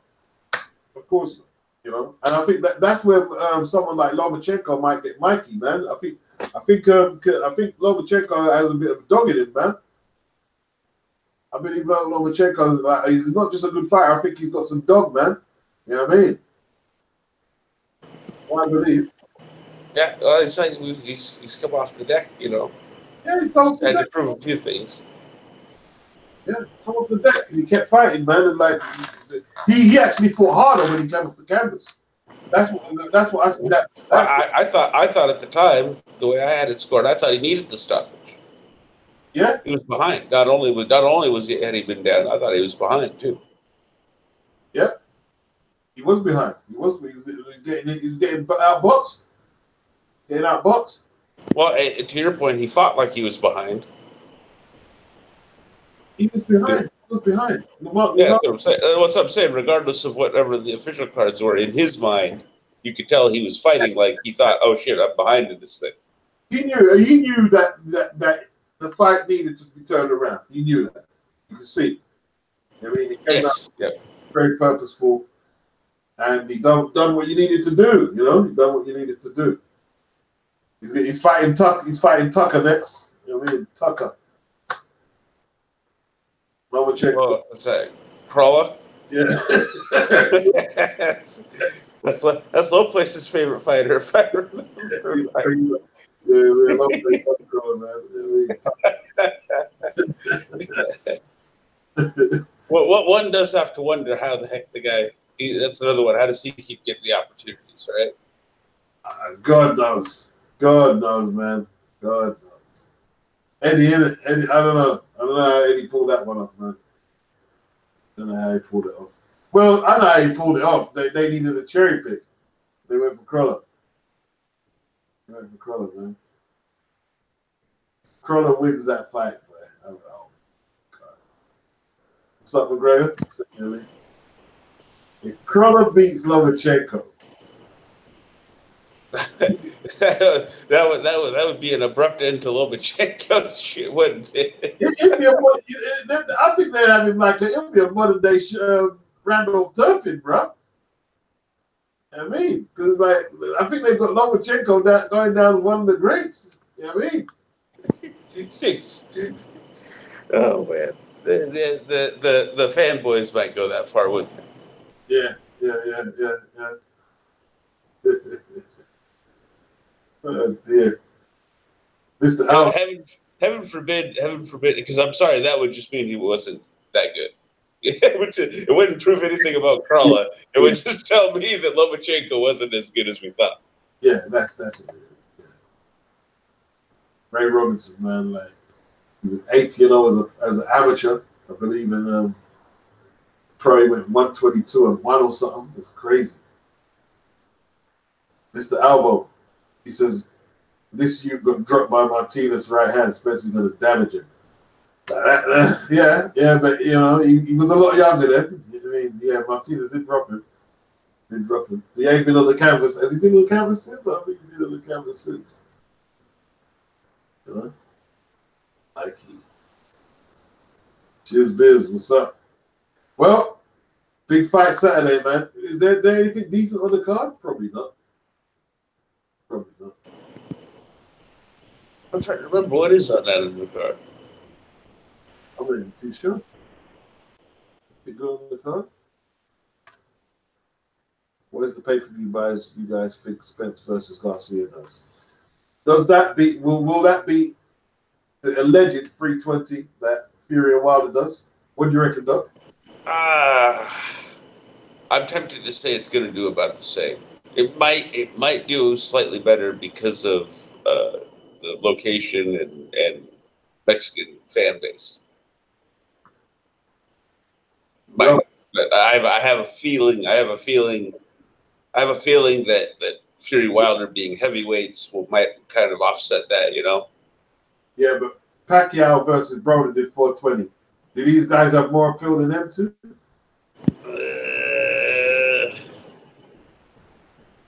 No, I don't think so. I don't No, think they so. don't. They don't. I don't think so. That's what I'm saying. I think it'll do about the same as Fury Wilder. I think it pumps out 350 SSB. That's what I think. No more than that. Speaking of taxes, he's off to see the tax man fix. Catch you with all that goes. Yeah, tax man. Yes. Look at who else we got.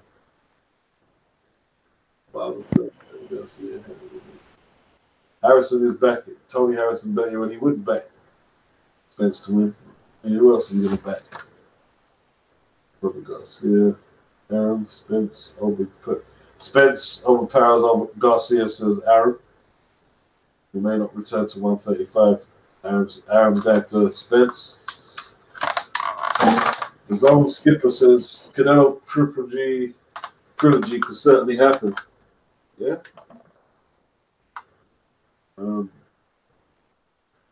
Victory Boxing files lawsuit.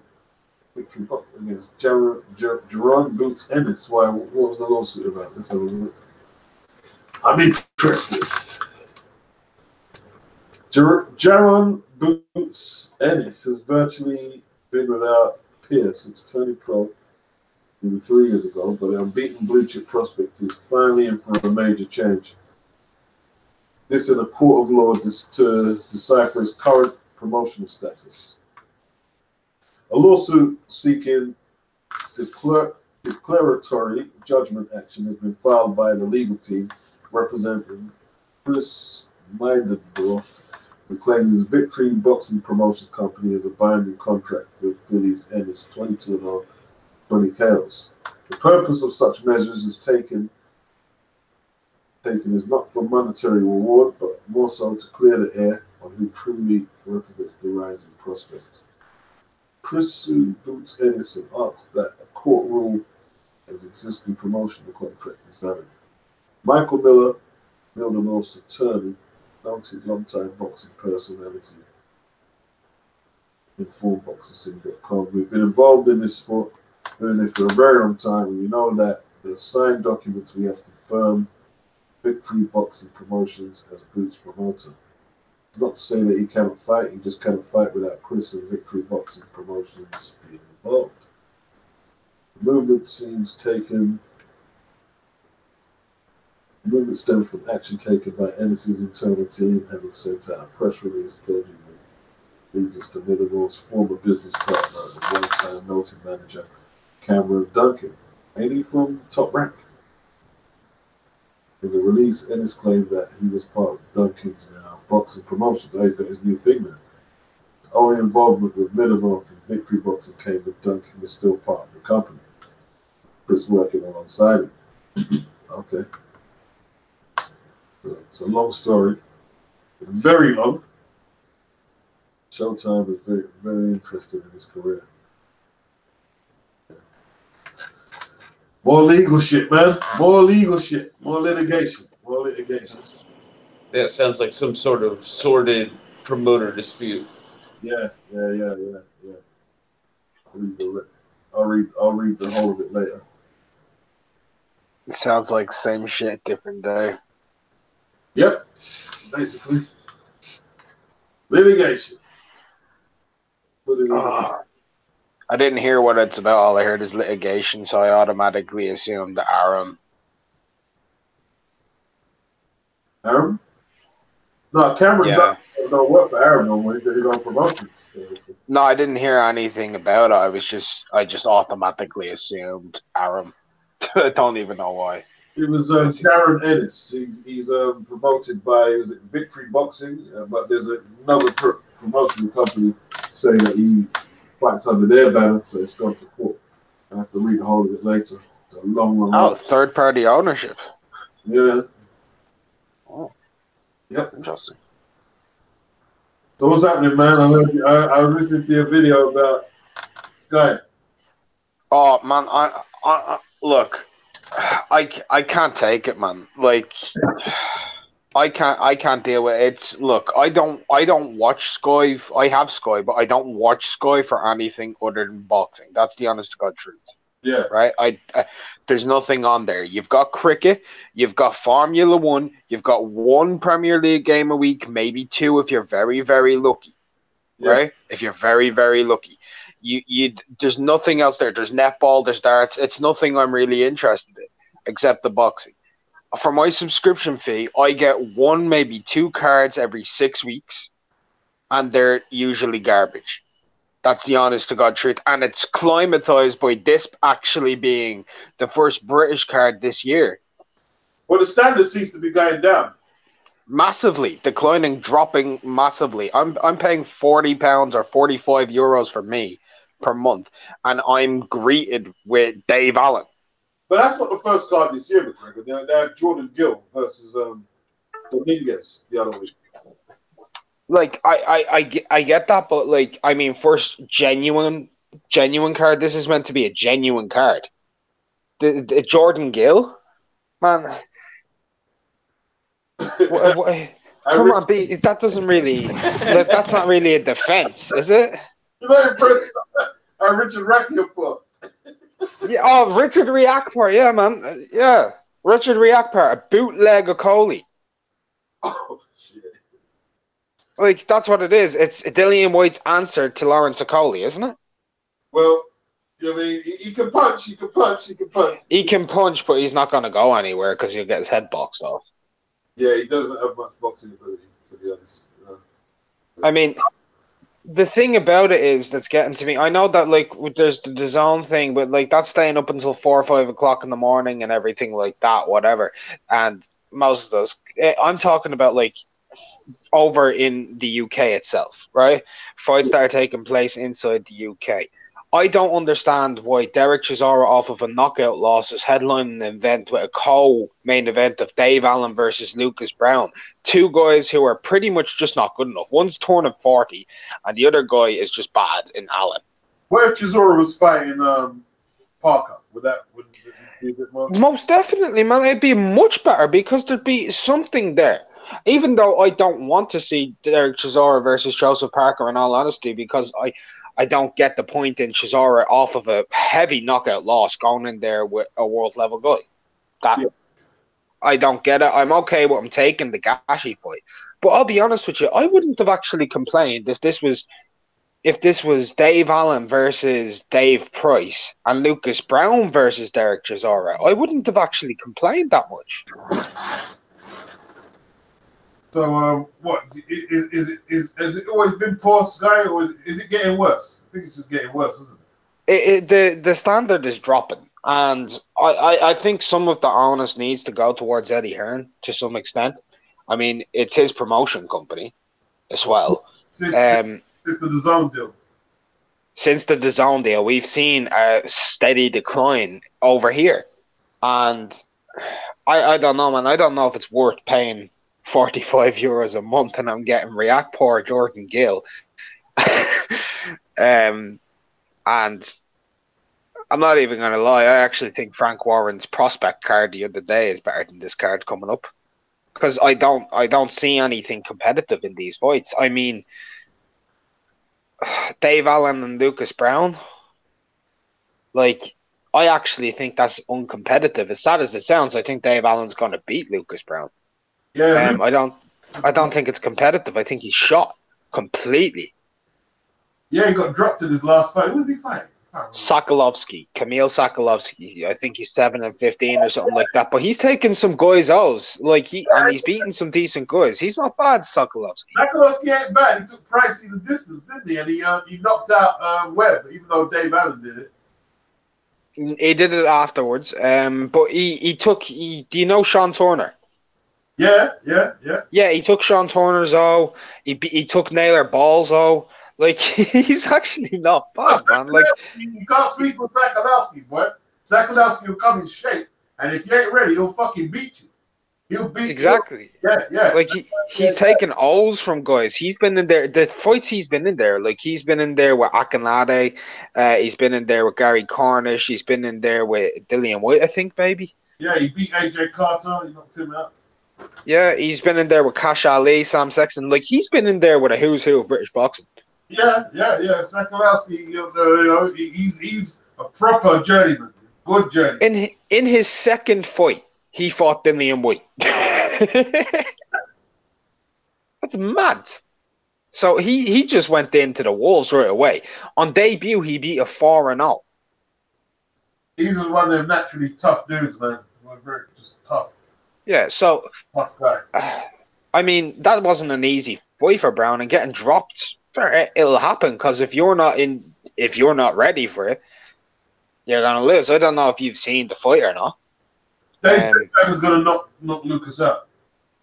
I actually believe that too. Yeah, and I'm not like high on Dave Allen. I think Dave Allen's absolutely atrocious. That's the honest. But he's got a chin. He's Homer Simpson, isn't he? Yeah, he's got to just avoid Lucas's jab and time that right hand over the top, and he'll get Lucas out of there. I think he's back. It depends on how many rounds this fight is. Yeah. What schedule for? If this is a 10-rounder, I've got Dave Allen all day if he comes in real shape. I don't mind the fight, actually. I don't mind it. I'm not a fan of it. It's an undercard. It's like if you've got, say, White and Chisora, that's a good undercard fight.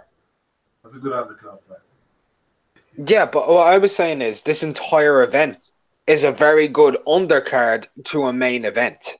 Yeah. Because I think Igashi and Chisora, I like Derek Chisora, but he's essentially headlining the O2 on his own here. Yeah. Nobody knows who Sai Igashi is in the UK, except hardcore boxing fans. I know who he is because of the controversial this disqualification or whatever it was. I didn't even see the fight with Takam. No, I didn't see it. I didn't see him fight Takam. No. Well, it was a decent scrap anyway, that's for sure. But he's been around a little bit now, hasn't he? He's German. Oh, he's German, yeah. Yes, he's from Kosovo originally. I know that he's from Kosovo originally, but he's got German nationality. He's been living there for a long time. Okay. But I remember he got stopped by Takam. I don't remember much about the Takam fight, but I remember the Tom Schwartz fight because he got disqualified because he went mad. So he's a bit of a loose cannon. You know what I mean? But the only guys who are of real note, if you actually even look at Gashi's resume, right? His last opponent was Carlos Takam, he lost, right? Then he beat Ruben Angelmino, whatever. If you go down to his wins, his opponents are 2-12, 8-3, 2-27, 7-5, which ain't bad. 21-6 ain't bad. But if you actually click on the guy who's 21-6, you'll see that all of his wins have come in either Bosnia or Hungary, or Kosovo, which I didn't even know there was boxing in Kosovo. It says something, and we know the reputation Hungary has and Croatia and Bosnia have for boxers. They're all bin men inside there. In those, they really are terrible fighters. It's a bit all the honest Thailand thing, isn't it? Yeah, mate, I'm gonna say it right now. There's guys on YouTube who I believe could go 6 or 7-0, like who've never boxed a day in their life. If they were trained for a year, could go 6 or 7-0 in Hungary if they were guided against the right opponents. Because there's guys over there who have 41 wins, yeah, and then they get in there and get one jab and they're out. I just don't get it. Like who's that bantamweight? Prince Patel or something, is that his name? Flyweight, yeah. Yeah, the guy who he talks a lot of trash and all that stuff. He's built up a record over there, and he's crap. Yeah. That's true. So, to me, it's just like it's all. It's just not good enough for how much money I'm paying, and I'm not getting the right amount of content, and that's the honest truth. And it's actually painful because I want to be like, I know I'm a world boxing fan, but like, do I really have to stay up till 4 or 5 o'clock in the morning to be a boxing fan to watch any decent boxing? Because that's what's happening now. So do you guys think Eddie's deliberately taking it, or is this just a byproduct of Eddie serving two masters, so to speak? He's just spreading himself thin now. Spreading himself thin. Like, somebody asked me a question about it, and the question was, do I think that Sky are no longer really interested in the boxing? And I said, are you serious? This is Sky Sports' biggest sport right now, if you actually think about it. It's actually their biggest sport. Yeah. Which is sad. You would have thought, yeah, they would have made some contingencies, but I think the zone thing came like all of a sudden out of the blue. They just hit out Eddie. He went over there, and Sky, they haven't really had no contingency in place. You know, and like when Jordan Gill is headlining a bill, it's serious. It's serious. I don't think I've even heard that name before. No, until the other I never heard of it. Beats. I gave them shit last year. I gave them absolute shit last year. Do you remember Joe Cordina headlining a card out there in Wales? And that was on one of the Next Gen shows. I gave them absolute shit. At least I knew who Joe Cordina was. Me and Beats didn't know who Jordan Gill is, man. That's scary. Ooh, that is okay. I didn't know it was that bad. Yeah. So, and I'm speculating here, but I'm guessing DAZN's paying Eddie more money than Sky, because that's probably what it'll come down to. Oh yeah. Yes, they are. If DAZN's paying him more money and DAZN says, "Hey, we want you to screw Sky off and get us in there," well, what do you think Eddie's going to do, right? His contract with DAZN, is potentially $1 billion over 8 years. Well, it's worth. Yeah, that's it. If you follow the money, it all makes sense, don't it? That's not what they paid him, but that's what budget he's got to work with, man. You know, it's a lot of money. Yeah, I think someone in your chat section speculated about them bringing DAZN, wanting to bring DAZN to the UK. That the way you guys are talking, that sounds like what's going on to me. Well, what somebody said is that Eddie's probably looking to ditch Sky and then bring DAZN over to the UK. Yeah, exactly. That's what and the way you guys are talking, that, you know what I mean, that fits. I would hope that happens. I would love to pay, mate. I would love to pay €10 a month for that. For sure. I'm sure that's why not. Yeah. Who would? Me too. Because here's the thing, Doc. Like, I want you to think about this. You hear American fans complaining about DAZN and being like, $10 for that, right? Yeah. I'm spending £40 for Derek Chisora and Senad Gashi and Lucas Brown and Dave Allen as my main event of the fucking year so far. The problem is McGregor, right? You're not paying for that. You're paying for Premiership, darts, and all the other stuff. But the thing is, you only watch boxing. That's the thing. That kills the value. The value. All right. Well, let's change it up. I'm paying for Premier League, right? I get one game a week, 2 if I'm lucky, right? On BT, I get more and it's cheaper. I get darts, which outside of the Premier League season, I get once every 7 to 8 weeks for a 4-day period.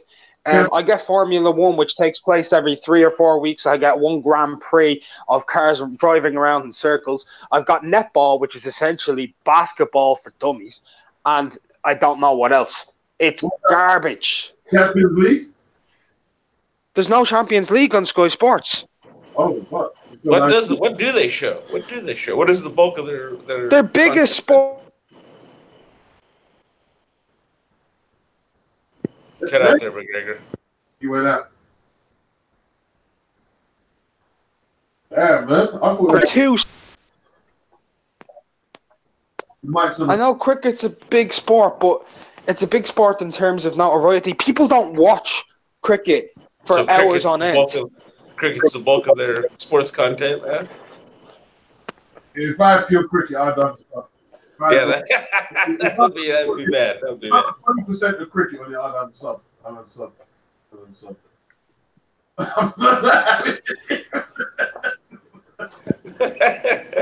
Who does watch cricket? I don't think I've ever talked to someone that really is into cricket like that. I've talked to one person who was into cricket, like a hardcore cricket fan, the same way I'm into boxing, right? And they had to be the most boring individual I've ever seen in my entire life. They were dressed in beige. Is it like a game for what? Like rich people or what? What is it? What's I wouldn't even say it's a game for rich people. What's the cricket audience? Who's the cricket audience? I think it has working class. It has a lot of middle class groups in terms of the viewing audience. It's a private school sport, really, isn't it, McGregor? I mean, oh, kind of like lacrosse. That's a private school sport over here. Kind of, yeah. It's got probably a little more street edge than lacrosse. Lacrosse is really. It just depends on what area you go into, because I mean, in some schools, like depending on the area, like it's actually available in public schools as well in the UK. I mean, it really depends on what area you're in. It's not really available in public school in London, but down the countryside, like when you get to Yorkshire and everything like that, it is. So, but that said, the audience of it is people who are too drunk to understand anything about the world, and I'm going to say morbidly obese fat people. Oh my god! And old people. I'm not even. You really think of cricket fans, McGregor? I think most of them are fat, drunk, and I'm going to be honest with you. I'm going to be honest. They're the middle class darts fans. That's what I think. Is there a middle class darts fan? I don't think there is. Hey, speak for yourself, man. I'll be honest with you. I like the darts. I do like the darts. I'll be honest. I do actually like the darts, just because I love laughing at a guy screaming 180 and everybody dancing pissed drunk because a guy threw like a metal thing at a board from about 10 feet. And he got a good score, and people are acting like he's just won the Champions League every 2 minutes. Hey, I just didn't want y'all to think I jumped off him at work. That's why I came back and let y'all know. That's no problem, bro. No problem. Yeah. Handle your business, man. Yeah. Business.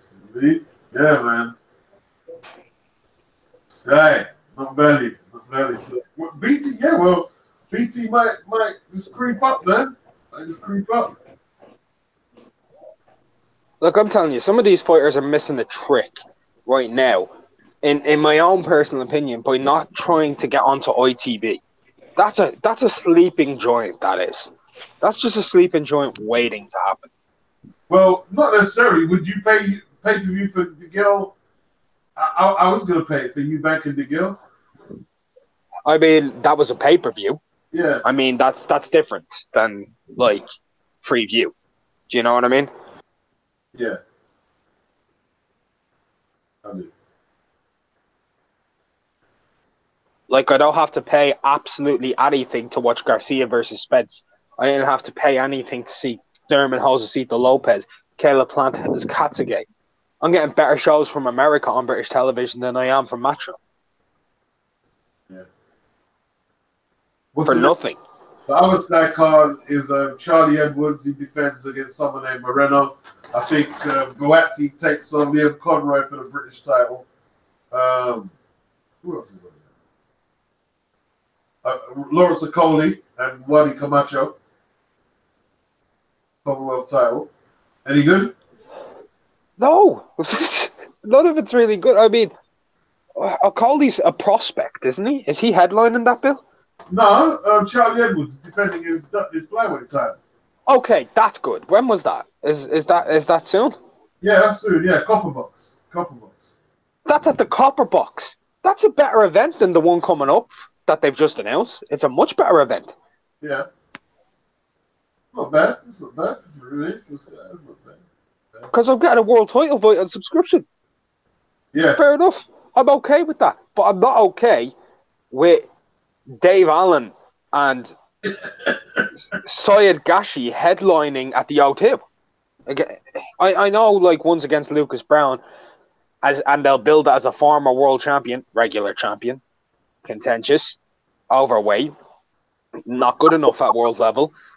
And then we've Derek Chisora coming off of a stoppage. Derek Chisora is the only thing that gives real credibility to that. Do you know what I mean? The prospect fights are one-sided.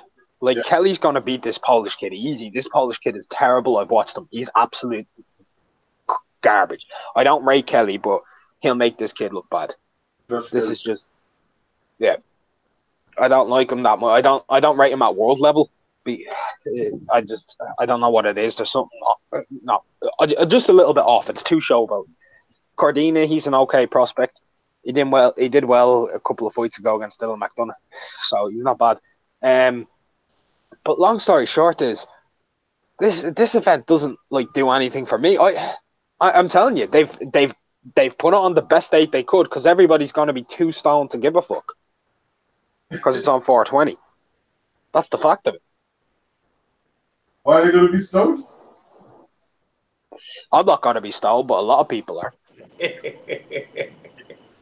I'm going to be drunk, as I always am when I watch these events.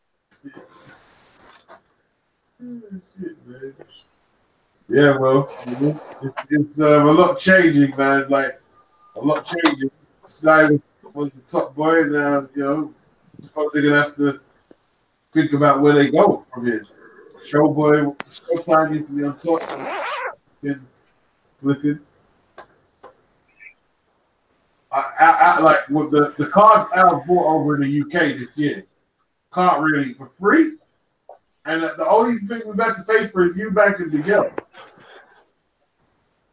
And even then, we got Anthony Durrell versus Yildirim as a next night as well. Yeah. It does look like the sort of premium subscription channels might be phasing their way out, kind of the way HBO has. It looks like Showtime and Sky might be headed that way out in the long term.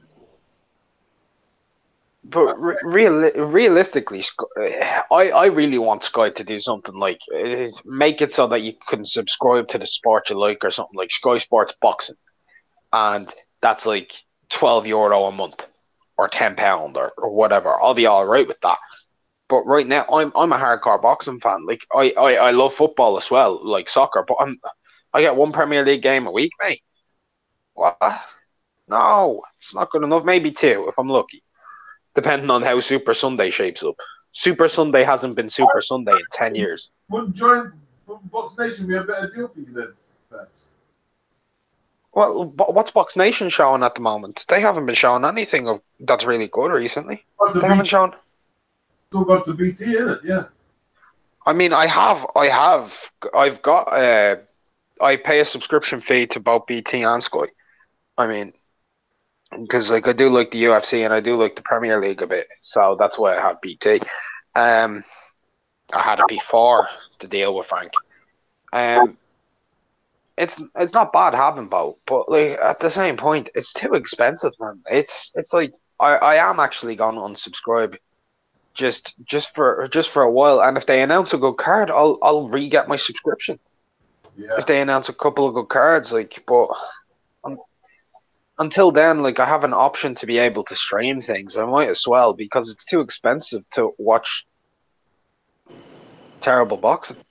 Yeah. Yeah, because like to me, like even over here, it's gone that way. I imagine it's got to be headed the same way over there. Because like I get ESPN Plus in the Zone for $15, that's less than Showtime Like, for both of them. I want to quote Eddie Hearn on something real fast. Eddie Hearn said, if I charge $70 or 50, £60 for pay per view in the UK, I'd get lynched. But if he charged, right, $50 per month for the zone, he would get fucking lynched in America. He would get lynched. He would get absolutely. Oh yeah, 50 wouldn't fly. For a subscription fee, right? That's a subscription fee. That's our subscription fee. That's true. So, I mean, per month, like if you think about it, last year, Sky, I think they had 13 shows. 7 of them were pay per view last year. They had 13 shows or 14. I think half of them were on the subscription fee.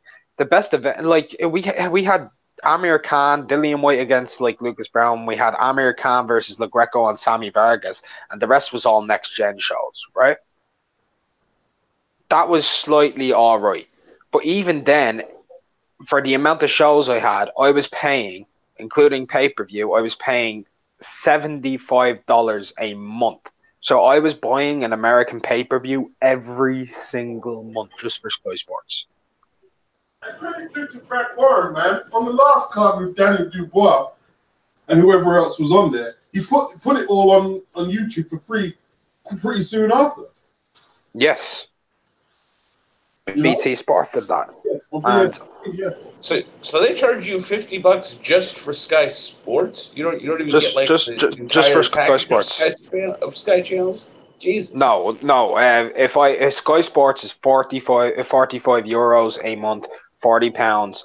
It's so like depending on what way you want to do it. Like if you translate it from pounds, it's 47. If you translate it from euros, it's 49.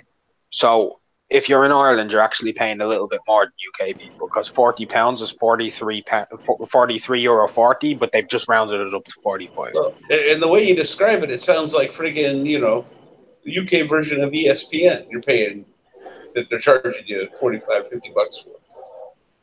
Yeah, but I actually think ESPN has better content on it. I mean, at least you have shows like on ESPN right now. Like even if you're a boxing fan, like you have stuff like Max on Boxing. No, we have nothing. We don't. Huh? Yeah, and ESPN don't charge like that. We don't got to pay for ESPN like that. BT's probably closer to ESPN. We've got more sports than well. What is ESPN? No, but Sky's probably closer to ESPN than BT. I mean, what sports does ESPN actually have? Yeah, NBA, they got you. Yeah, the UFC, you got boxing now, baseball. The mainstays, already better. You said UFC, basketball, and NBA is already better than Sky Sports. Yeah, NBA, Major League Baseball, and college football are the mainstays. I seen badminton 2 weeks ago on Sky Sports Live. Badminton. Oh, hell to the no. Hell no, I don't know how to take that. Like, I'm just going to tell you like this: there no way in hell you're going to see no badminton. Maybe if there's like a badminton accident, you'd see some highlights. Oh, that's rough. That's rough.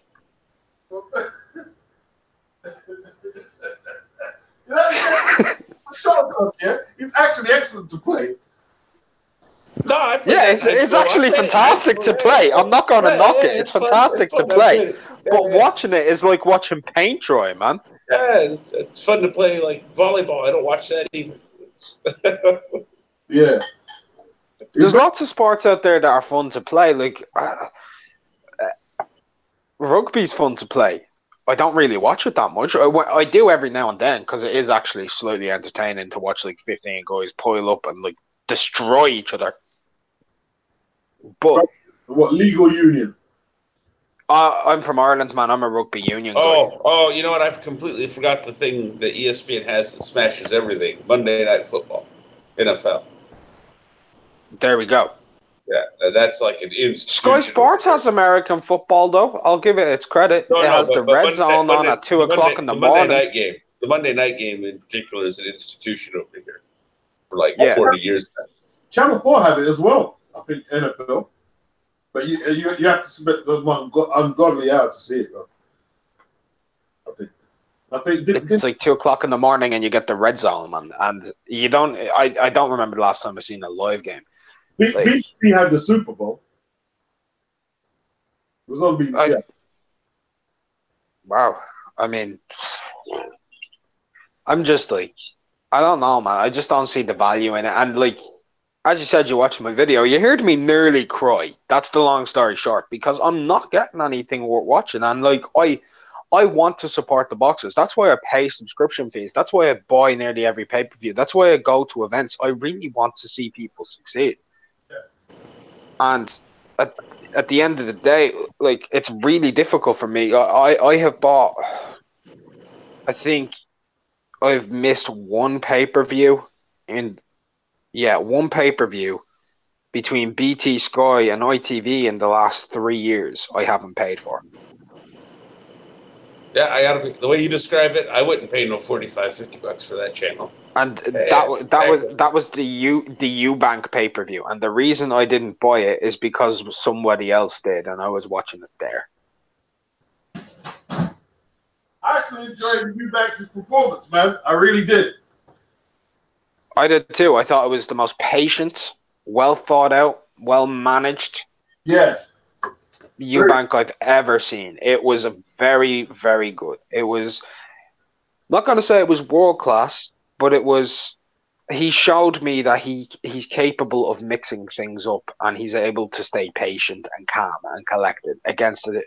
Whatever way people want to describe what the Gale shape was, how he was, his how if he was shot or not. The fact is, he's awkward. You know what? Sorry about this. I'm going to come out and say he is a world-class fighter. He is world-class. He barely lost to Saunders, right? Yeah, he lost to. I think he is world-class. I think he is I'm not saying top world-class, but I think he is world-class. I think there's an argument to be made that he's top 30 pound for pound. He's world-class, as far as I'm concerned. Like, there is an argument to be made. At the end of the day, when people discuss this lineal stuff, technically Eubank is the lineal IBF champion. Well, who's... I was thinking about that the other day, and now that you mentioned that. Who is, like, the lineal super middleweight champ? There isn't one. Andre Ward. It was Ward? It was Ward. Okay. I mean, there's a Ring Magazine champion in Callum Smith. Well, the lineal belt is the IBF belt. That goes all the way to John Paul Park and Murray Sutherland. That's actually correct. Did Ward hold the IBF belt, though? No, you have to buy Butte for that. Carl Frutch bought Butte for the IBF, didn't he? With Frutch. Yeah. Yeah. Yeah, I mean, it would depend on where the lineage branched off, wherever the belt split up, and why.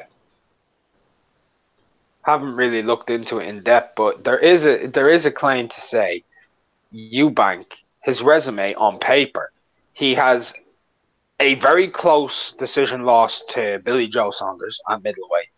He has a loss where in the last 3 rounds of the fight, and he won a couple of rounds earlier, he started to beat George Groves up. I know his shoulder was dislocated, but he came back in that fight, and effectively, in a way, I think he preemptively ended George Groves' career, because George Groves against Callum Smith, he looked fucked. He didn't look like the same guy. His shots didn't have the same snap, and Callum Smith was able to knock him out. So Eubank damaged him. Like, he was out for a good 10 months. You know what I mean? That ain't a joke. He's beat decent guys who fought at world level, like Spike O'Sullivan and stuff like that. And he's beat Arthur Abraham, James DeGale. He knocked out Avni Yildirim, who fought for a world title, and in some people's eyes was beating Anthony Dirrell. Yep. So there's a real argument here that Eubank is actually world class. It's not like a joke. People are like, I see it a lot. People are like, oh, he was built up too high. His dad compared him to the next Floyd Mayweather. His dad sold the absolute bollocks out of Chris Eubank Jr. to the highest level, because that's what his dad is. He's a world-class salesman, always has been. Look at his own career. He didn't need a promoter. He didn't need one. Like, his dad is the ultimate troll. He's the best troll in British boxing, hands down. And the only person I can think of who even comes close is David Haye. Yeah. So, when the monocle kills me every time when I see him with the monocle, like a friggin' cartoon villain. Can we have some parliamentary procedure, please? Mate, that's my favorite quote in boxing history. You even see Nigel Benn crack a smile. He was angry as hell, and he said, "Can we have some parliamentary procedure?" Nigel Benn smiled, man. He was like, "This fucking guy." Nigel Benn understand. See, a lot of people are stupid. A lot of people, oh, he's an Uncle Tom. No, he's trolling the fuck out of everyone. You get it? Did you see his interview on IFL with his police badge or whatever it was? He's a sheriff, or he's like a citizen sheriff or something. And he was there like, I can. And what does that mean? You can do? I can enable people to do better in their life. I nearly pissed myself at that, man. This guy's a genius. He's a genius. I've never seen one man rile up so many people and have them believe that he's doing it natural. Well, it is natural, but it's also met. You know what I mean? And there's absolutely no way Chris Eubank Sr. thought his son would be better than Floyd Mayweather. I don't believe that for a second. But he knew the second he mentioned his son in the same light as Floyd Mayweather, people are going to watch him. See, because I'll be honest, he was a good fighter, but he wasn't that great. He wasn't that, like people say he was past it. No, he wasn't. Collins just had the right strategy and beat. Eubanks was nearly beating a few people, read the blueprint and beat. But at promoting himself, no British boxer promoted himself like Eubanks. Not even Prince Ness, not even Hamid. Not even Hamid, and not even David Haye. And David Haye and Nass, fantastic self-promoters. Fantastic. Absolutely exceptional. This guy in another league. He's in another league. Because he's literally like, he is a WWF character, isn't he? He's genuinely the ultimate heel. He is a heel of the highest caliber, man. Like, he is he was one of those guys who he knew how to get people enthralled, and he did it. And he did it with his son's career. And I think his son has been, like, outside of the trainer debacles and everything like that, I think Chris Eubank Jr., he's made a lot of money in this sport so far, and he's had very good fights to boot. I think he's been well managed. I really do. I think he has, yeah. You know what I mean? I'd argue that he has a better resume than Billy Joe Saunders. Billy Joe Saunders' best victory is probably Andy Lee, right? Yeah, and Eubank. And Eubank's best win is what? James DeGale, Arthur Abraham? Yeah. And Yildirim, like a lot of people thought Yildirim won. Yeah. A lot of people actually believe Yildirim should be world champion right now and not Anthony Dirrell. The only reason I give Billy Joe the edge on resumes is because he actually beat Chris. So I can't, you know what I mean? Because he actually beat him. But Eubank ain't as bad as people say. I'll tell you that. He's nowhere near as bad. Yeah, no, he ain't. And a lot of it, too, I think people piled on big time over the Golovkin thing. Just because the fight didn't happen. Yeah, I'll agree with that. And I think so many people were looking for a reason for him to fail. That's kind of what I was getting at. They were quick to jump on that, yeah. Yeah, and I'm seeing that a lot. Like, if fighters aren't suiting something, they're getting unnecessarily berated or whatever. I'm like, mate, Chris Eubank Jr., all in all, has arguably got the best resume in the middleweight division right now. Well, It's arguable. What you're saying is also kind of endemic to, heck, not even social media, just modern conversation. Everything is so ridiculously polarized. I mean, it's not even A or B or this side or that side. I mean, it's two ridiculous extremes. It's one extreme or the other. Yeah, I agree. Nowhere near as bad as people are saying, man. Nowhere near. No, and for my money, like I'm gonna ask you a question. Who do you think has a better resume of these 4 fighters? I'm just gonna name them right now. You've got Caleb Plant, Anthony Durrell, Zurdo Ramirez, and Chris Eubank Jr. Who do you think has the best resume there? Who was Ramirez beat? He beat Abraham, but Eubank did that. He beat Jesse Hart, but Jesse Hart any good? Is Jesse Hart or James DeGale? No. He's certainly. Drill's best opponent was what, Badu Jack? But I'm talking victories. And it's what, Sakio Bika, if I remember right. Yeah, that's a good win. I don't care what anyone says. That's a good win. It's a good win, but it doesn't put him like. I mean, even if you want to say that's better, it's not light years better than like Abraham DeGale. I don't think it's better than DeGale. This is the thing I'm getting at here. Even if DeGale was shot, I could see an argument that version of DeGale wasn't as good.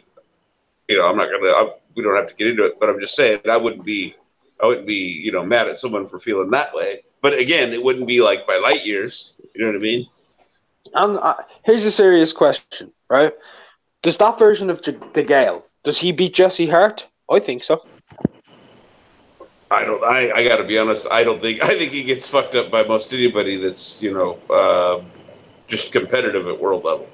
Yeah, like right now, DeGale, last few years, DeGale, to be honest, he's just a good scout to get, but he's declined so much. I mean, he lost to Truax, but he came back and he beat him. He barely beat him, and like Beats pointed out, he had to fight dirty as fuck to win that fight. He's always had to fight dirty. He's always been competitive. No, but that one was He's bad, always bro. been in split decisions. That was like some Fritzy Simmons shit. There's only two fighters who actually beat James DeGale. Like beat. Not tight, but beat. 2 fighters. One is Truax, the other is Eubank Jr. Other than that, Jack drew with him. Like, George Groves barely beat him in what in my mind is the best super middleweight fight at British level I've ever seen as a boxing match. That was tremendous, that fight. We got a world level fight at British level. I think we can agree on that. I don't know. Do you agree on that, Beats? What's that? Say that again. That when DeGale and Groves fought, it was a very tight, very good fight, and we got a world level fight at British level. Yeah, a high level fight. It was a good fight. It was an excellent fight. Yeah, could have went either way. So, DeGale lost that. Very close. He got a draw with Jack.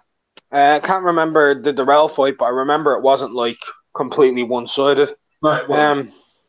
So, DeGale, win or lose, is always in tight fights. The only guys who've really beaten him are Truax and my man Eubank recently.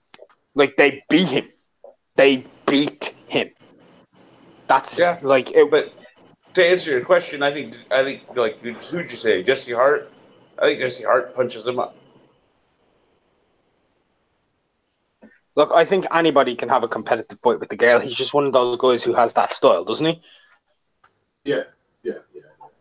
Like, I just kind of I went through it there. He's not in fights where he wins handily. Porky Medina, how competitive was that? At his best, even at his best, he made hard work out of guys that maybe shouldn't have been necessarily as hard to work. Like Yeah, the Porky fight. Porky beat him. Porky won that fight. See, there you go. That's to McGregor's point. There was a lot of close fights he was in. He was in a long string of really all just high level and a lot of them very physically taxing fights. DeGale. I could only tag DeGale because throughout most of his career, he's given me nothing but entertainment, man. He really has. You reeled him off when we covered the fight. He had 6, 8 really good fights in a row, or really good opponents in a row. Yeah, and that's something like that. That's near enough unheard of to have genuine fights that were 50-50 fights. The fights themselves were 50-50 in the ring. I'm not talking about how people are the bookmakers seeing them. In the ring, we had competitive, high-level fights. And that's rare. Most of these fights nowadays are one-sided. Yeah. Okay, let me change it up a bit. What do you think of do you think Tank Davis is worth $5 million against Tevin Farmer? I don't care what anybody's worth. That's the truth. I don't think he's worth that amount of money. But the way the market's going, if they're offering $15 million for Wilder to fight Brazil, Davis to put on a unification fight, fair enough, I guess. If as long as I'm not having to pay that $5 million, right, and it means I get to see the fight because I've wanted to see that for a little bit now, I don't give a shit. Good, pay him. whatever makes it happen. Whatever makes it happen.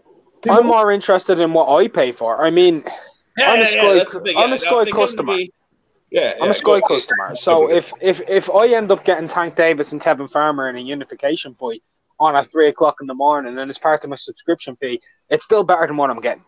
You know what I mean? Yeah. If they try to charge me $65 beats, then we're gonna have a problem. Then we have a problem. Why I'm asking the question though, right?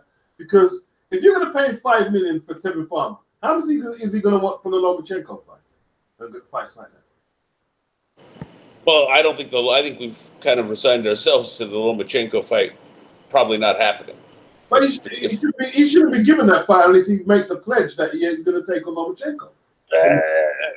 You're not going to get a disagreement from me if that's put on offer. Of course, I'm going to choose that. But he's not, because obviously Eddie doesn't handle Lomachenko. But listen, it's good money if you can make it. Good money if you can make it. Most definitely. Like at the end of the day, like I always want every fighter to make money, even though I was disappointed in this card coming up in Sky. If you remember my video beats, I said I'm happy that they're making their bread. You know what I mean? They're making their bread. I'm happy for them. I genuinely am. I'm happy that. But I think there's other people out there who deserve the opportunity ahead of Dave Allen. Dave Allen's made a fucking fortune out of boxing. You realize that, yeah? I know that, man. Dave Allen is minted. Yeah. Dave Allen he got 40 grand for the Yoka fight. He got 50 grand for fighting Ortiz, and he got 75 grand against Dillian White. In 3 fights, he bought a house. In 3 fights, and he is a low-level British fighter. Sam Sexton, in 14 fights, has made 190 grand in his last 14 fights. Dave Allen made it in 3, mate. That's good money if you can make it, man. Good money if you can make it. Now, it wouldn't even because you were talking about it would, how they matched them up. Wouldn't even Chisora and Dave Allen make more sense as a headliner? Hell yeah! Hell yeah! Yeah, it would. I'm telling you. In fact, am I going too far? Am I going too far? David Price and Dave Allen. David Price and Dave Allen would have been phenomenal. Would have been phenomenal. I would have liked that. And Chisora against Lucas Brown. Cheating. That's cheating, McGregor. You put Pricey in there, and it's always good money. You put Pricey in there. Yeah, I get that. But put man in with Christian Hammer. Put man in with Christian Hammer, and you get fireworks. It's true. It's true. It doesn't matter. David Price, he's entertainment. He's car crash boxing at its finest. But Dave Allen and David Price to be the co-main event, Derek Chisora and Lucas Brown would have been a good card. Oh, yeah. Dave versus Dave would be hilarious. And Lucas versus Derek would have been interesting because Derek's coming off a knockout loss. I just feel like Derek's one of these guys who he has something else in him. Like, I'll give him a credit. He has something in him where I don't think a knockout loss really matters that much to Derek Chisora. He can bounce back right away. Like, he really can. He just puts his head into a different place automatically. I remember after the fight, like that was it. You know, it was like, yeah, I got knocked out. We go on from here. People mention retirement. Nope, that wasn't having any of that. Like Beats mentioned Salido as kind of a comparison. I think Salido's been knocked out and he came back and was gave people all kinds of hell. Yep. Yeah, there's some fighters like that, and Derek is one of them. And I have a lot of respect for Derek Chisora because I'm going to say it right now. In the heavyweight division, win, lose, or draw, I believe Derek Chisora has the best resume.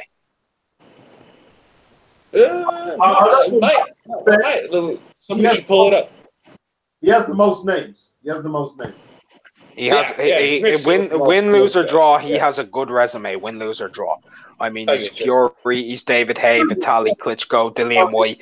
He's got some good fighters. Hellenius, the first Fury fight, you could actually have a fight. He might actually have the best resume. Ajit Kabayel, man, like he all in all, win, lose, or draw, he's been in there with good fucking fighters. Very good fighters. Vitaly, Hellenius, Dillian. And he he gave all of them good fights. except for Kabayel. But Kabayel, yeah, he let himself down. But that wasn't Derek. That wasn't Derek. That was the other side of Derek. There's two sides to Derek. Also, we didn't even mention David Haye in there. A good David Haye.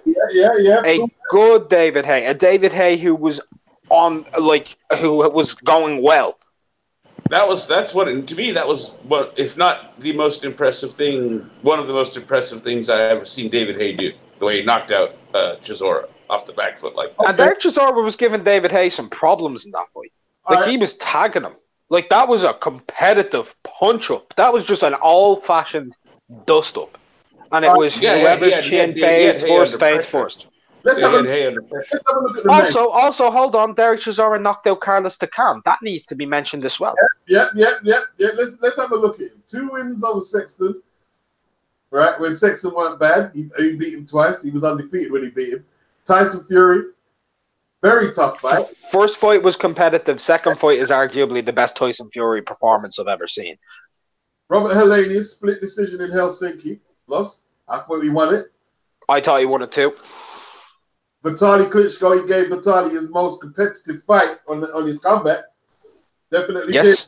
Hardest fight since Lennox Lewis. You know? Took on David Haye, got battered, but still took him on. He knocked out. Hey, Malik Scott was undefeated when Derek knocked him out. 35. No, he had not. Yeah, 35-0. He had 1 draw to Glasgow. He was 35-0 when Derek knocked him out. Damn. Yeah.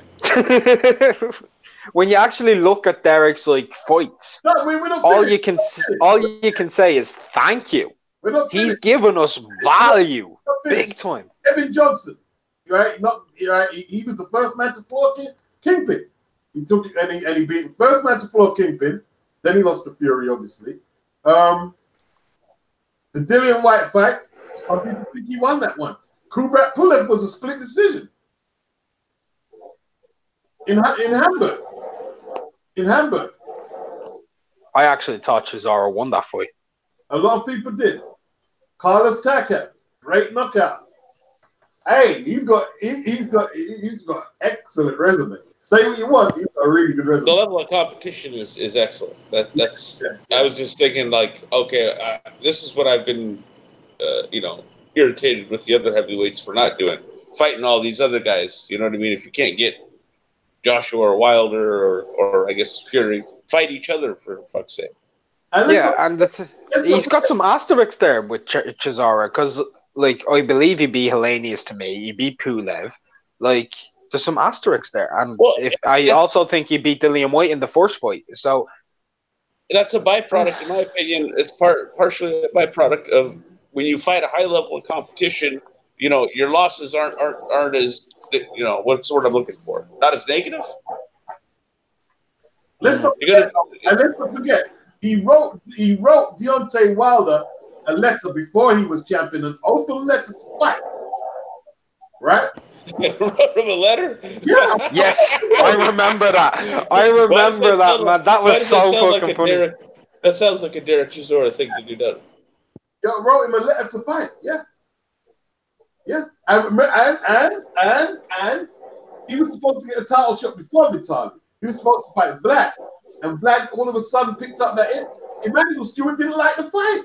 There was rumors. He said, Emmanuel Stewart, I don't like the look in his eyes, and he said, I don't like the style. He pulled him out. Well, I think he knew Chisora was a crazy person. Yeah. He said he didn't look like the. See, Manny's white, knows his shit. So he said he didn't look like the look of him. That does seem like the kind of fight that would have given Vlad trouble too. You know, rough fighter, crazy, yeah. At the time, Vlad was very. He wasn't really able to deal with that style properly. Like, it was because of more years of fighting against styles like that he got better, but they weren't as good as Chisora when it came to that style. And Chisora could have given him issues. Listen, definitely, especially the way he fought against his brother. Who kept Box Nation alive in them opening years? DC.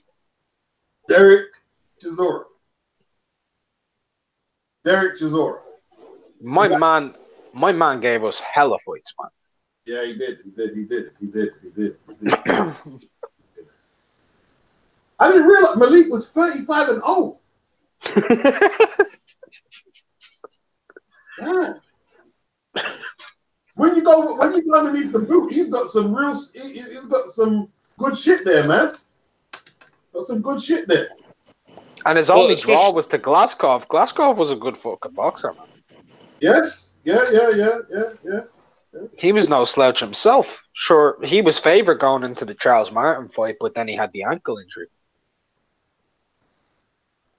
Man, I wonder if there's any more to come from Derek, because he's changed trainers now. He's not with Don Charles. He's gone with what's the guy name? Dave Colwell. He's with Dave Colwell now. And that's interesting. That's an interesting change. I mean, I think Colwell's a good trainer.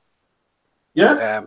I think Don Charles is also a good trainer, but I think there comes a time when things get a bit too routine. Man was praying over him. Man was praying over him at the end of the last fight he was at. Yeah, he was. I'm not shocked he decided. The trainer might have decided not to do it. I think maybe. Just looking from the outside in. Yeah, man. Okay. There's a few comments here. The Zone are the Man City of boxing. Nah, Man City ain't that good. Oi, I'm a Man City fan, yeah? Yeah, they're all right. They're all right. I mean, Man City are buying other football teams, beats. Like, they've bought 6 football clubs in the last 3 years. Oh, I know. Where that cash injection was. Is it Arab influence? It's Arab. It's the royal family of Abu Dhabi. It's headed by Sheikh Mansour bin Al Zayed. He himself is worth £18 billion, but between all of them who have stakes in the clubs, there's a net worth of over $1 trillion. Wow. That's a lot of money. You literally can buy these leagues, you know what I'm saying? You literally can buy these league titles. You know? If you can't do that, you can at least you definitely can buy European places. But if you've got a squad who's got that much disposable cash, then I mean, if you don't win a league, you're definitely getting the champions. Definitely.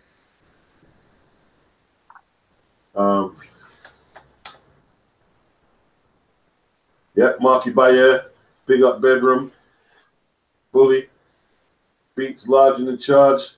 SSB, do you guys see Top Rack and Bob Arum making an offer to Spence if Spence wins?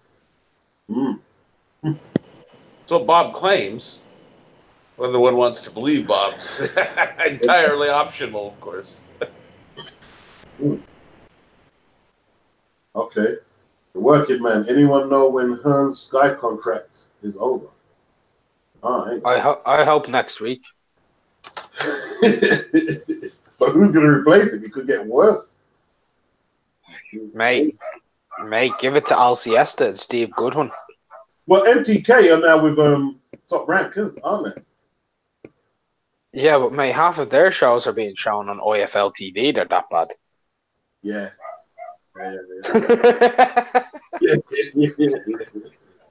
I'm sorry to do OFL TV like that, but at the end of the day, it's like Come on. Like, I struggle to watch those cards. I watch them, but I struggle. I don't think I watched one when Larry Ekadai was on there. I watched one when he was on there, and it's a bit of a tough watch. The boss man, he says Kamil Sokolowski is the king of the journeyman. Yeah, he's a good journeyman, man. if you like we mentioned earlier, he took Naylor Ball's out, Sean Turner's out. Sean Turner ain't a bad boxer, neither is Naylor Ball. If someone had caught him when he was early and took an interest, it like I don't know, maybe it's hard to say he'd be world class, but he'd be at title level. He'd definitely be at title level. Took a proper interest. I genuinely believe with the right promoter behind him, Sokolovsky would and managed correctly would be actually decent. You know what I mean? Yes, he would. He would. I think he would. Don't know if he'd be a titleist at world level, but yeah, I'm not sure about that. But British level and European and shit, yeah, it'd be up in there.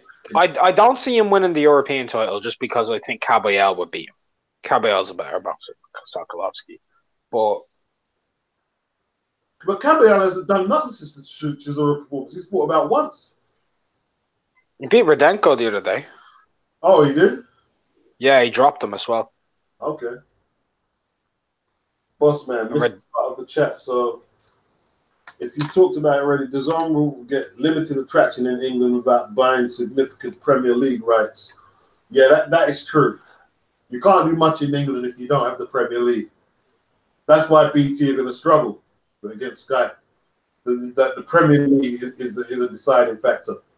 Maybe that's why they haven't moved into the English market. Maybe that's why they haven't. And it's no point. True. Yeah, it's no point getting first, second division, and like it's not crap, but it's just not good. People want Premiership. They want Premiership. If they could win the Champions League rights, though, they'd have a chance because BT outbid Sky. Can DAZN outbid BT? Possibly. If they could get the Champions League, yes, that could be a determining factor if they came into the UK market. That's a good point, Bob, man. The football is going to be a deciding factor if they probably come in. That's the number one sport in the UK by a landslide. Yeah. So hypothetically speaking, if DAZN weren't to fill the box, if say Matchroom gets out of boxing, who's going to fill the void if not DAZN? Well, Box Nation and BT. For now. They'd have it, and Al Heyman. And there'd be more There'd also be more fighters for them to pick up. Yeah. Frank Warren's stable would build dramatically if Sky and Matchroom parted ways. It would build dramatically like that. You'd have a lot of fighters going over there, and he'd be able to put on more shows. Yeah, and Anthony Yard might be in trouble then if he picked up the Waxy, Frank Warren. He'd probably put them in the ring. You know what I mean, match them up, the Waxy and Yard. Frank Warren would be like, I can make one of these guys a star right now overnight. Yeah. True. And I'd be like, thank you, Frank. Yeah, well, that's a fight win or lose for either guy. Because like for me, I'm not a fan of any specific boxers. There's styles I prefer and stuff like that. Like I'm not a hardcore fan for any one boxer anymore. I used to be, but I just want to see good fights, competitive fights. Do you know what I mean?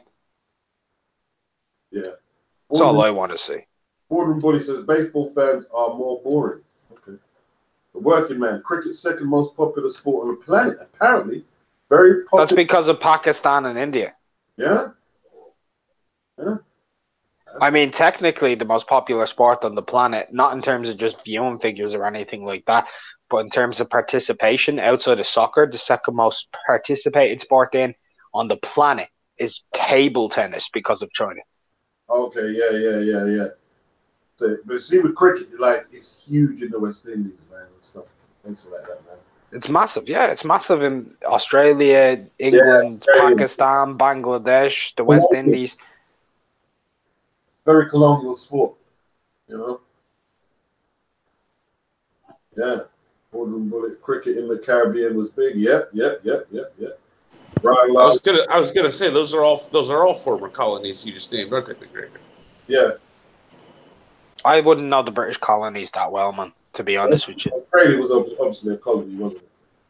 I don't know if Pakistan is part of the Commonwealth. I know India was. Yeah. They always say Australia is where they used to send the criminals. Yeah. Yes. Australia is part of the Commonwealth. I don't know about Pakistan or Bangladesh. I do know India is. I'm pretty sure the West Indies was colonized at one point. India is not part of the Commonwealth. Yes, it is, isn't it? No, I don't think so. It could be though, but I didn't. Historically, though, I think it was at one point they had colonies there. I'm pretty sure. Britain had colonies everywhere at one point, didn't they? The sun never set. Canada's Commonwealth. Most of the West Indian islands, Jamaica, Trinidad. I think Guyana. I'm not sure if Guyana. Sure. I'm looking up a list of the Commonwealth countries. Yeah. Just so, like, if I'm wrong on India, I'm wrong on India. Like, no, India's part of the Commonwealth. Oh, it is? Yeah. I didn't know that. I should have done really. It makes sense. Yeah, largest country in terms of population in the Commonwealth. Okay. That's where I knew it from. But let's see. All the countries that are a part, there's too many. I'm not going to list them. But there's like some notable countries, like majorly notable, like Australia, Bangladesh. We'll go with the West Indian countries as well, like Barbados is in there. I don't know where Belize is. I know that's part of it. Central America. Brunei, Cameroon, Canada, Dominica, Fiji, Gambia, Ghana, Guyana, India, Jamaica, Kenya, Lesotho, Malawi, Malta, Mauritius, Malaysia. Boy, this country is a small country. Colonized so much shit, bro. Yeah, Pakistan. Pakistan is in the Commonwealth. Yeah, the saying was the sun never set on the British Empire. Yeah, I mean, I remember I had a big argument when I was working. I always vowed never to talk politics at work. But I said, I was arguing with the guy, the English guy. I said, how the fuck is the Falklands Britain? How the fuck is it? You mean how do you claim it's nowhere near where you are?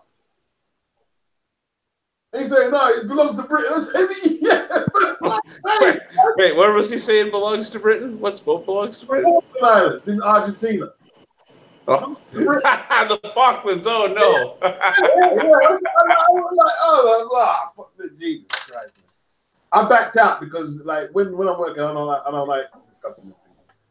It's entirely across the ocean and in the southern hemisphere. Exactly. Tiny island, boy, to bully the whole world. I was so surprised one day to find out that Denmark owns Greenland. Well, that's in the same region, isn't it? Like, yeah, the Vikings found Greenland, if I remember right. Scandinavia, Greenland. I mean, Greenland's like halfway across the Atlantic, in the middle of nowhere. It's closer to America. It's not too far from America. It's not too far from Europe. It's like in between. Okay. Yeah. So, like, I was still surprised to hear that they like colonized a place where nobody was.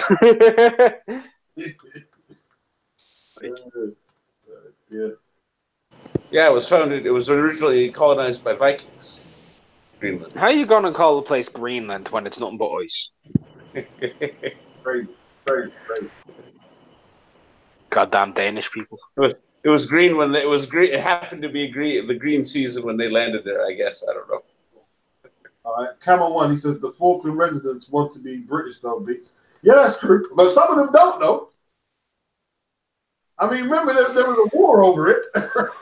Yeah, the very true. I mean, it doesn't matter where you go, if a colony has been created or whatever, you will always have a couple of people who don't want it. Minimum, a couple.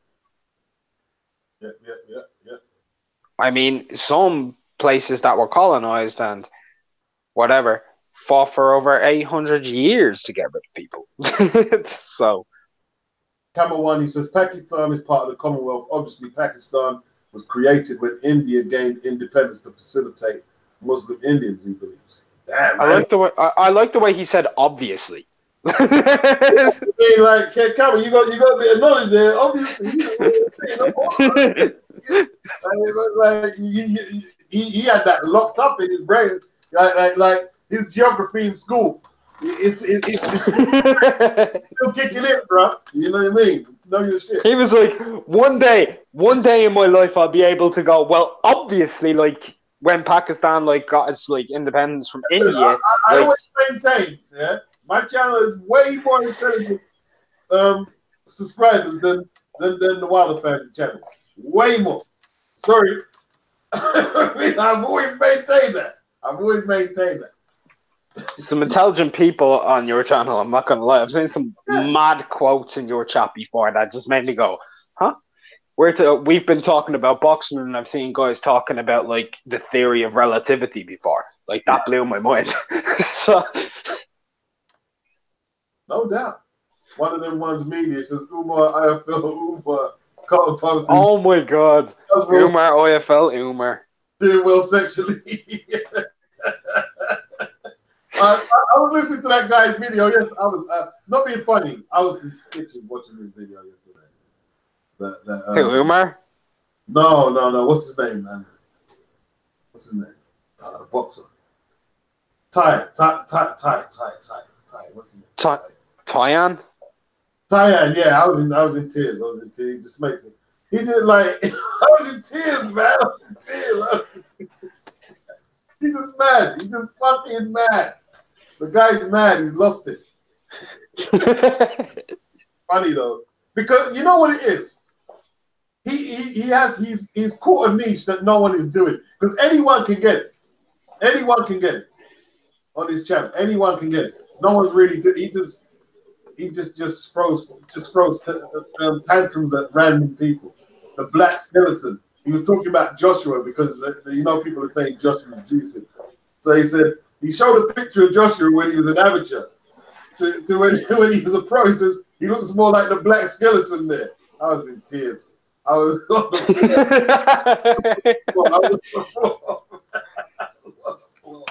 floor. Wait, does Tyan Booth let people come onto his channel? No. He just sits on his couch and just roasts the world and talks about sexual madness and mad. He's mad. I've got to get on that, man. I was on the Dave Allen vlogs for a little bit. They were funny as fuck. Have you ever, like his very first vlog, it's just him in bed and he's just like, woke up. Hey guys, how's it going? I think I had too many kebabs last night. I'm feeling kind of dry. Fuck me, man. Like, I think part of the reason people like Dave is because he's just a lad. Do you know what I mean? He is like one of your mates. Yeah. You know? Yeah. Most people's mates. He's a lad who he's talked about his gambling issues and everything in the past. You know what I mean? So people can relate to it, but serious gambling issues. I'm happy for him that he actually used that money to buy himself a housemate. I'm happy for him. You know what I mean? Because that's it. That's his future, set in stone, really. Once you have a house, you're good for life, aren't you? Well, Eddie's talking about him buying 2 or 3 houses. Right? Flipping houses, you know what I mean? And like, go ahead, Eddie, make it happen. Yeah, but the thing is, like, I know that's good that he's doing that, but I'm not really interested in that. Because I watched him fight some bum the other day, and he was struggling bad. Really I mentioned that, didn't I? That was like Brasamonte, the Argentinian. Yeah. The fat Argentinian with the mad hands. How fast were his hands? Holy fuck. Yeah, some quick hands. Oh, I remember that now. Yep. I remember looking at him and being like, this should be easy. And then he throws his hands and I'm like, man's got hands. Man's got hand speed. He was fucking Dave up. That like scared me how fast his hands were moving. I was thinking to myself, if he actually was training, his hand speed would be frightening. He had like light heavyweight hand speed. He looked like Travis Reeves in there, man. He looked like Travis Reeves in there. The Argentinians, man, they're all too often they turn out to be like traps. You know what I mean? If you're not careful. if you're not careful or not prepared, you could be in trouble, or at least in for a long night. Oh yeah, almost definitely. I mean, but some of them can turn out to be Rafael Zambano love. Yeah. You need to be careful of like these Latino. You need to be careful of like fighters that come from fighting areas. That's the thing. Like fighters over in Argentina, these people are fighting just to survive every day. Yeah, Argentinian boxers are always tough, man. Like no one knew about Sergio Martinez when he came over here and fought Richard Williams and knocked him out twice. Just fucked him up twice. No one knew who he was. I said, who is this guy here? Yeah, fucked up Richard Williams, man. Like fighters in South America and fighters in like Central America are they're tough as nails. Yeah. I mean, who's the guy who came over? He lost to Crowley, but he fucked up Kevin Mitchell and nobody expected it. Oh, Barossa. Yeah. He was tough, man. Who else is there? There's Christopher Rosales, the guy who he destroyed Paddy Barnes, but he lost to Charlie Edwards. He's tough as nails as well. Tough. Where's that guy that punched up Cheeseman the other day from? No, he's Spanish. He's Spanish. Okay. I still remember telling everybody he was going to be Cheeseman, and nobody believed me. They were saying, "Oh, he's just going to be someone to bring over." I'd watched him box. He can fucking box, man. He definitely can box, man. I won money on him. Thank you, Sergio. Oh, you did? Yeah, man. I put 50 on that. I genuinely believed hand on heart he was going to win that fight, and Cheeseman was favourite.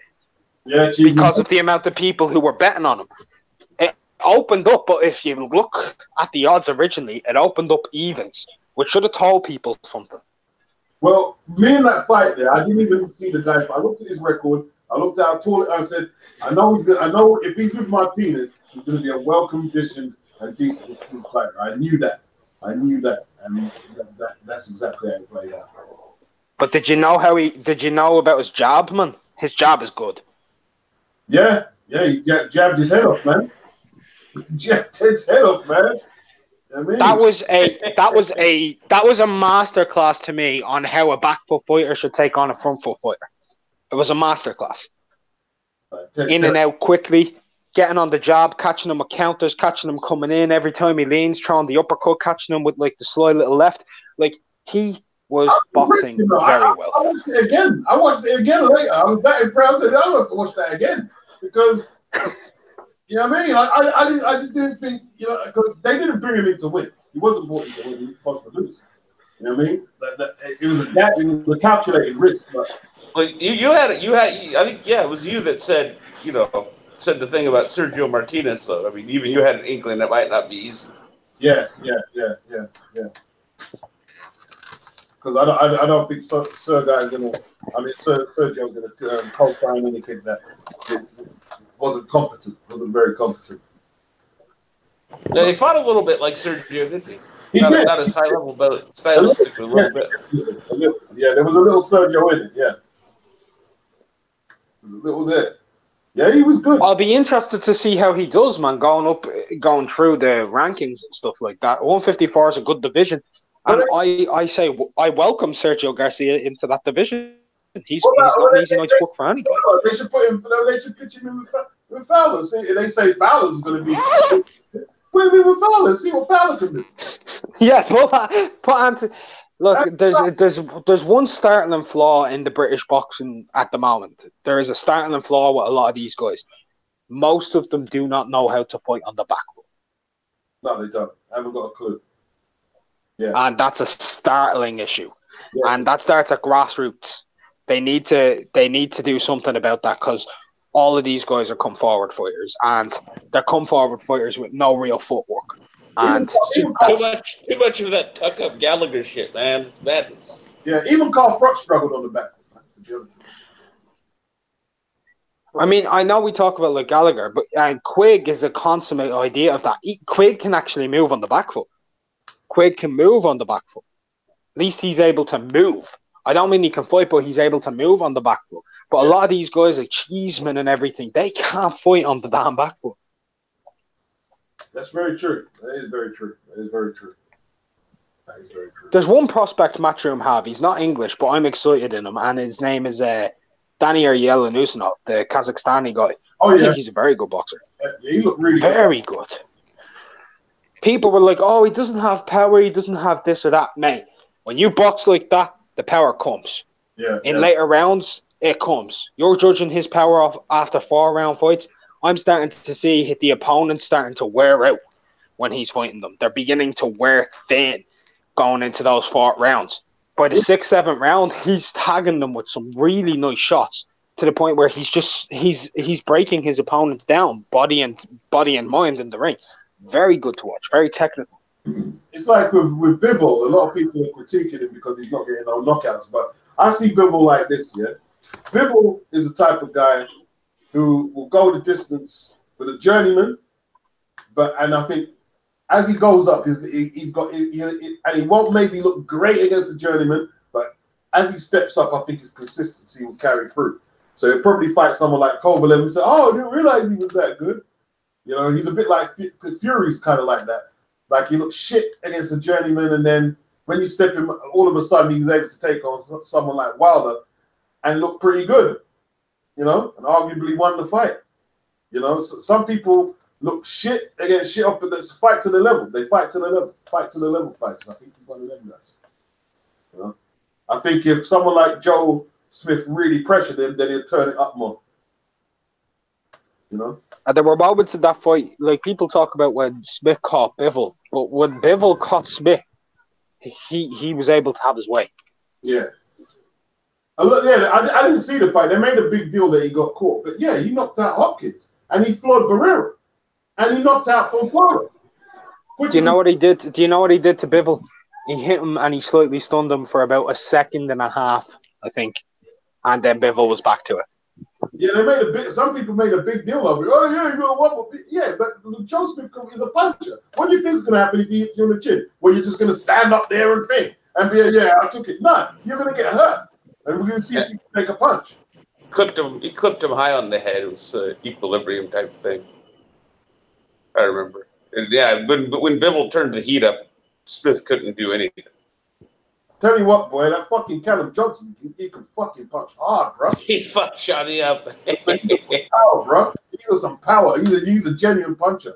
He might not have the killer instinct or the other attributes to make it effective, but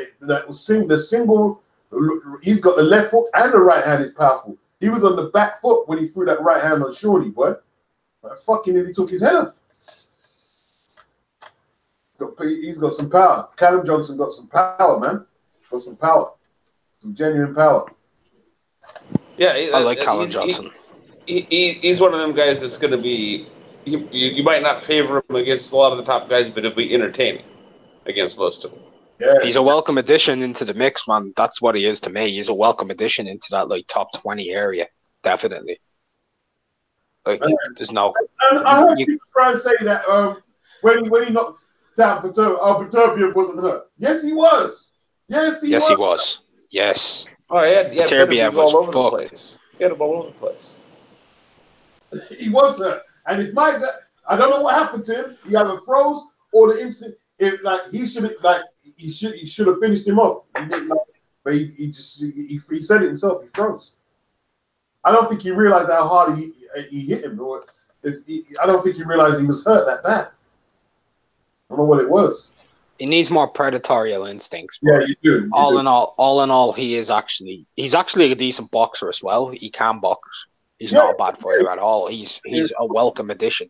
Yeah. Like, I think a very good fight for would actually be I would really like to see it would be Joe Smith Jr. against Callum Johnson. I think that'd be a tremendous fight. That'd be a good war. That's excellent. That's excellent. Somebody probably gonna go to like the 4 or 5 rounds that Callum Johnson and Beterbiev had was 4 or 5 rounds of high octane beat him. Like that was just tremendous to watch. I remember when Beterbiev went down, everyone was like, "Oh fuck!" Yeah. We had excitement, man. We had excitement. Callum Johnson. I I was one of the people who said I didn't like that fight. I thought Callum Johnson could get hurt. He'd only had one round. Berterbiev's a pound for pound puncher guy, and he gave a very good account of himself. That's all I can say. A very good account of himself. Bully on me, boy. He destroyed Bully on me. Fuck Bully up, man. He really fucked Bully on me. The wise guy, huh? Yeah. that was like, what was it on the zone the other day? That was Machado. Machado, yeah, he got beaten up, didn't he? That was shocking. I was kind of only half paying attention when he went down the first time. I was like, oh my god. Yeah, man. The body shots killed him. Yeah. Tall guy gave up his body, man. He paid for it, man. Paid for it. Beats, what do you think of some people saying that Liam Williams has a knockout of the year contender against Joe Mullender? Well, that punch was ugly, man. That was a horrible punch, man. Like it's a serious knockout, though. It's a serious knockout. Was that knockout just the other day, McGregor? Yeah, people are saying that he knocked him out twice. Yeah. Horrible punch, man. Horrible punch. Like the first punch hit him so hard that the guy literally went down and rose from the dead without like his body just like kind of just did it. It wasn't anything. It wasn't a choice. He just kind of got up. It was just one of the, the way there's some cases where you're hit so hard, where you're dropped and you just get up and you don't even. It's got nothing to do with you. You're in a different place completely, and then you just got creamed again. Punch was horrible. I don't know what the what are you thinking of? He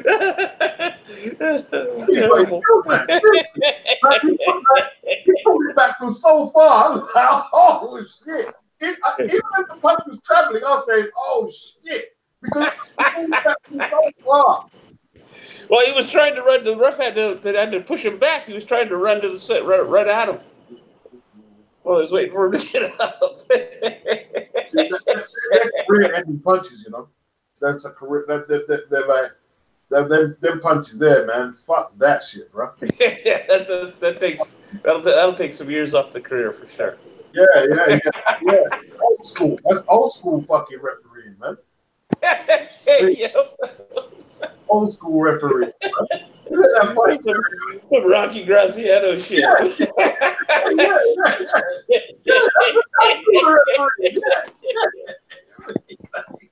You let that one carry on, man. Jesus. Yeah, it's a serious knockout. But that guy took a beating, though, man. He took a fucking beating. You know? Like, he tried to talk himself down before, I think, to try and take the pressure off himself, but it didn't work, man. It didn't work. It was like a 20-punch sequence that put him down the first time. Yeah. You just outmatched. Damn, man. Look, at the end of the day, what it was is it was a low-level area guy in there with an excessively high British level guy. Yeah. Like, Liam Williams arguably could be fighting near enough world level. I mean, he's one good win away from saying he's genuine world class, I'd say. I mean, to me, he should have won one of his fights with Liam Smith due to disqualification from the headbutts, because that wasn't Smith's first headbutt. It was about his 14th. I rewatched that the I'll other be day. honest, I don't normally like giving fighters ifs and buts, but I mean, like that one there though, he got away with some shit. Like he was getting beaten up. He just started headbutting the guy. And even in his decision win, Smith against him, I felt he lost that fight myself. I pointed it to Williams. But that was closer. That was a lot closer though. I think. I'm not gonna say I'm correct on anything. Like at the end of the day, boxing's a lot of it's subjective, isn't it? The first one, I normally say when you get in the ring, you have your two hands and that's it. But he got away with too much. Liam Smith got away with too much that fight. Got away with way too much. Even I said, nah, that wasn't right. That wasn't right at all. But that's boxing sometimes, man. You know what I mean? Like people do. Williams is definitely very good, and there's some There's some good British level fights out there. Like I'd like to see Williams against Wellborn, because Wellborn gave a good account of himself in his 2 victories. I think they were over Tommy Langford, and then he had a good account of himself in there with what's his face, Jar Hood. Dominic was talking him up. He started to Eubank at 160. I mean, and Leon Williams. Get it on. Good fight. Good fight. That's a good fight. It is a good fight. It is a good fight. Definitely a good fight. Definitely a good fight. I'd love to see it. I wouldn't mind seeing it. It's a proper British fight, that. It's a proper British fight. Yeah.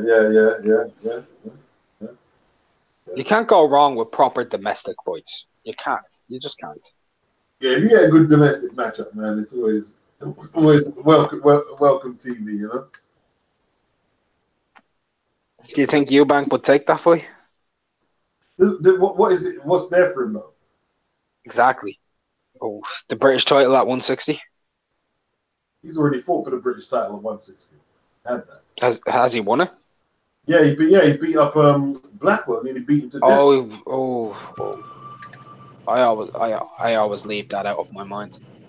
Yeah. Did Billy Joe confirm or disconfirm whether he's going to super middleweight? Because that was the possibility that I thought made most sense at the time we were watching the I have fight. no idea what's going on with that stuff. That's all a big, massive debacle over like the vacant championship and stuff. Like, if he's willing to go up and fight some random dude for the vacant title, go up and fight Zerto Ramirez, Billy. Yeah, but I'm saying if that happens, I think that would make the Billy Joe fight the most sensible for Eubank, wouldn't it? Or the most logical, I guess. It would be a good fight. I mean, I just don't know what's going to happen there. That's like, has Zerto vacated? Yes or no? We don't really know. Is Billy fighting a vacant? Let me ask both of you this: Does the Billy Joe Eubank rematch have to have a title over there? I mean, how much of a difference does that honestly make? Or is that significant enough to just draw on the names? I think a lot of rematches that have happened with people earlier in their career have normally taken place under the circumstance of the title later.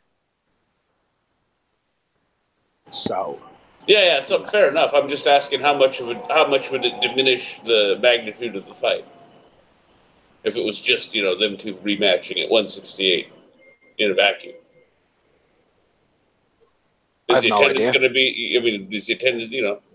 Is it going to excite the British public? You know what I mean? Either way, or I don't know at the moment with Billy Joe. Billy Joe's in an awkward place at the moment with the fan base.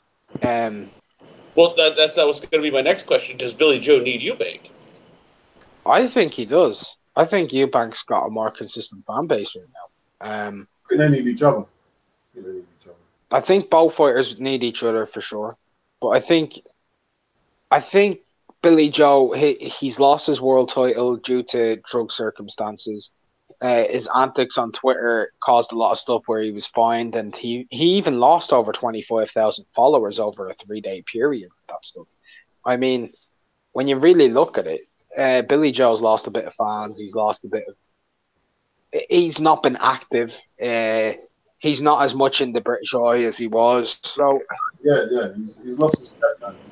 He's lost a step, and Eubank's gained one, especially with that victory over De Gale. That's like, people know about that because people know about it. He really failed to take advantage of the momentum he gained from the Lemieux performance, huh? Yeah, like if the Exilifren didn't happen and all that stuff, and he had got in there and possibly beat Andrade, I don't know if he would have or not. I thought he was going to, but it would have been a good fight. If he had done that, then there you go. He wouldn't really need. But at the same point, he's never been a big, massive draw anyway, Billy Joe. Do you know what I mean? Like, when he was fighting against Martin Murray, he pulled out of that fight. It wasn't because... had absolutely nothing to do with him having a wanking injury. The main reason that he pulled out of that fight, and I think we can all agree, is the fact that they had sold 1,200 tickets out of 16,000. Yeah, he's one of them guys whose style, he needs matchmaking. Yeah, the matchmaking's good, then it works. But if you put him in there like Martin Murray was a good matchup. I thought Martin Murray was an alright fight. I was one of the people who bought a ticket to go see that. I had only seen Billy Joe fight once, and I enjoyed it. And I hadn't been to a Martin Murray fight, and like I said, I like the domestic clashes. Yeah. Well, Murray, the perception, I'm guessing the perception was that Mark Murray's just washed up at this point or too far past it. The perception is 1,200 people bought tickets out of a possible 16,000. yeah. No, that's what I'm saying. I'm wondering the reason behind the lack of Martin tickets. Murray's the bridesmaid. He's kind of the bridesmaid. You know, he never got there quite against Abraham, Martinez. Golovkin never quite got there. And he gave Golovkin a decent battle, actually. Like, he's done his best. Yeah, usually he always accounted for himself well, Murray. He's always he was always that guy, like you said, not quite good enough to beat the best guys. Yeah. And even in the George Groves fight, that was pretty close too. You know? Quite a tough fight.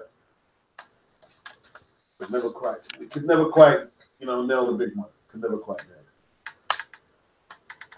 Well, he's certainly done better against Golovkin than Lemieux. Okay. Michael Gomez Jr. fight for Dennis Hudson. Didn't know that. Yeah, man. All right, fellas. I think we can wrap this one up for now.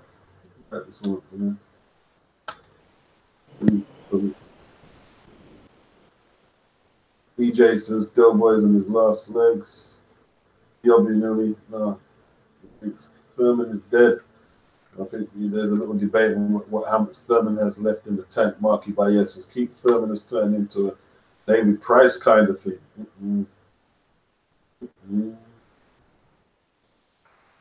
Diobby Newey says Thurman lost his last fight. I don't know if he lost. He didn't look too good. I enjoyed the fight, by the way. I actually did enjoy the fight. I thought it was very competitive. It was a lot more competitive than I thought it was going to be. It was very competitive. It was very good fight. It's actually a very good fight. If you're actually bored or anything, it's just watching it back and you'll realize that fight's actually a lot better in retrospect than it was live. Like, I was like, wow, it's a good fight. Who would have thought? It was very good, man. It was very good. And it showed how much Keith has regressed. You know what I mean? I don't think a prime Thurman struggles like that with Jose Cita Lopez. I wouldn't have thought so. Yeah, I won't say shot, but I think Thurman's past his peak of his career. Yeah. He's not. How old is he? He's not a young kid. I think he's 30. I think he's 30 or maybe like 29, 30, 31, somewhere in there, I think. And the thing is, man, see, after that fight there, he needed to have another one of them in a month. Like, another fight. Even if it's a knockout job. How long is it going to take for him to have his next fight? If he takes another 6 months, how is that going to do him any good? Yeah, exactly. That doesn't, like you're saying, it's not conducive to shaking the rust off. Yeah. He's nowhere near like shaking the rust off. It's going to take him 2 years at that rate. 2 years. Yeah. He probably needs to do a Tyson Fury. Look, let me just take a big fight and just see if I can get back in. But he's prone to injuries. I've always said Keith is a little. He's not robust. Like he lumps up around the face, pops up. A bit fragile. Yeah. A bit fragile, man. Relative to the job description, like we were saying with Parker and the ambition thing, obviously he's a boxer, but relative to the job description, he's a bit fragile. Yeah. I mean, he isn't getting any younger, like we said. He is 30 years of age. He turned 30 there in November. He shares a birthday with a friend of mine. He's always been a good boxer, but like we said, the robust issues. Like, I've always felt like, let me use a soccer reference. He kind of reminds me of Daniel Sturridge a little bit. Like, he's kind of made of glass. I don't mean a glass chin. I mean, he can get an injury fucking anywhere. Like, Keith could throw his left hand and pull his groin muscle. Like, he's just one of those guys. Yeah, that's Keith. Actually, Beats, you'll understand it a little bit. Like when I say this, he kind of reminds me of Ledley King. When he's on it and he's raring to go, he's unreal, right? Yeah. But he'll have those niggling issues, and we won't see high levels of consistency again. Yeah, let you have to play one game on and one game off, man, like to recover, innit? I remember there was a statistic with Tottenham at one point for a year. This was going back about 7-8 years ago, and every game that season they played with Ledley King, they didn't lose, and every game without him, they lost. Yeah. He was a great defender, man. An excellent defender. World class. Yeah. World class. Yeah. Best. If he had the fitness, best defender in England. Yeah. That injury, man. For me. Yeah. Better than Terry, better than Ferdinand, better than Carragher. If Ledley King goes to White Hart Lane now, the ground roars. You know what I mean? The ground will roar.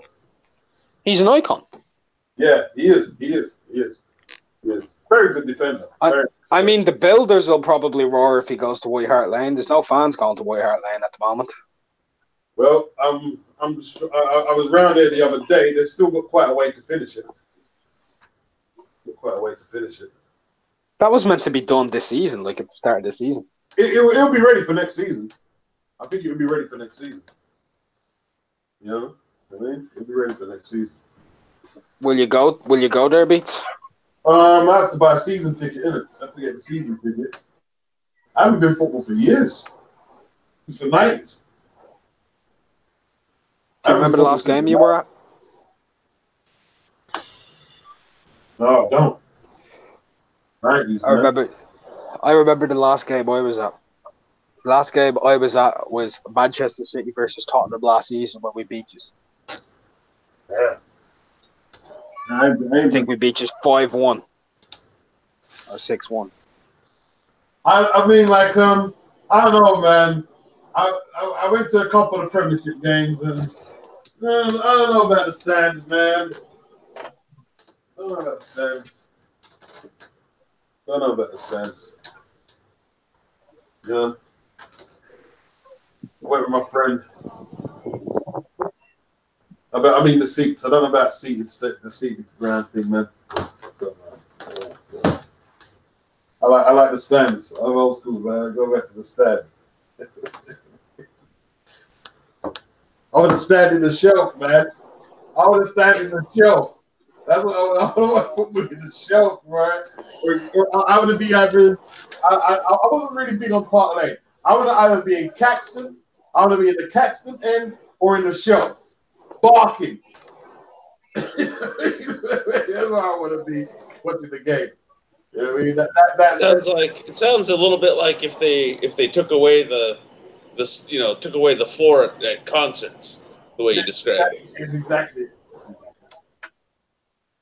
That's exactly it. See, McGregor's too young to flip in and been to any of them games. He's way too young. Oi, hold on. My first pro game was Man City against Coventry in 1998 at Main Road.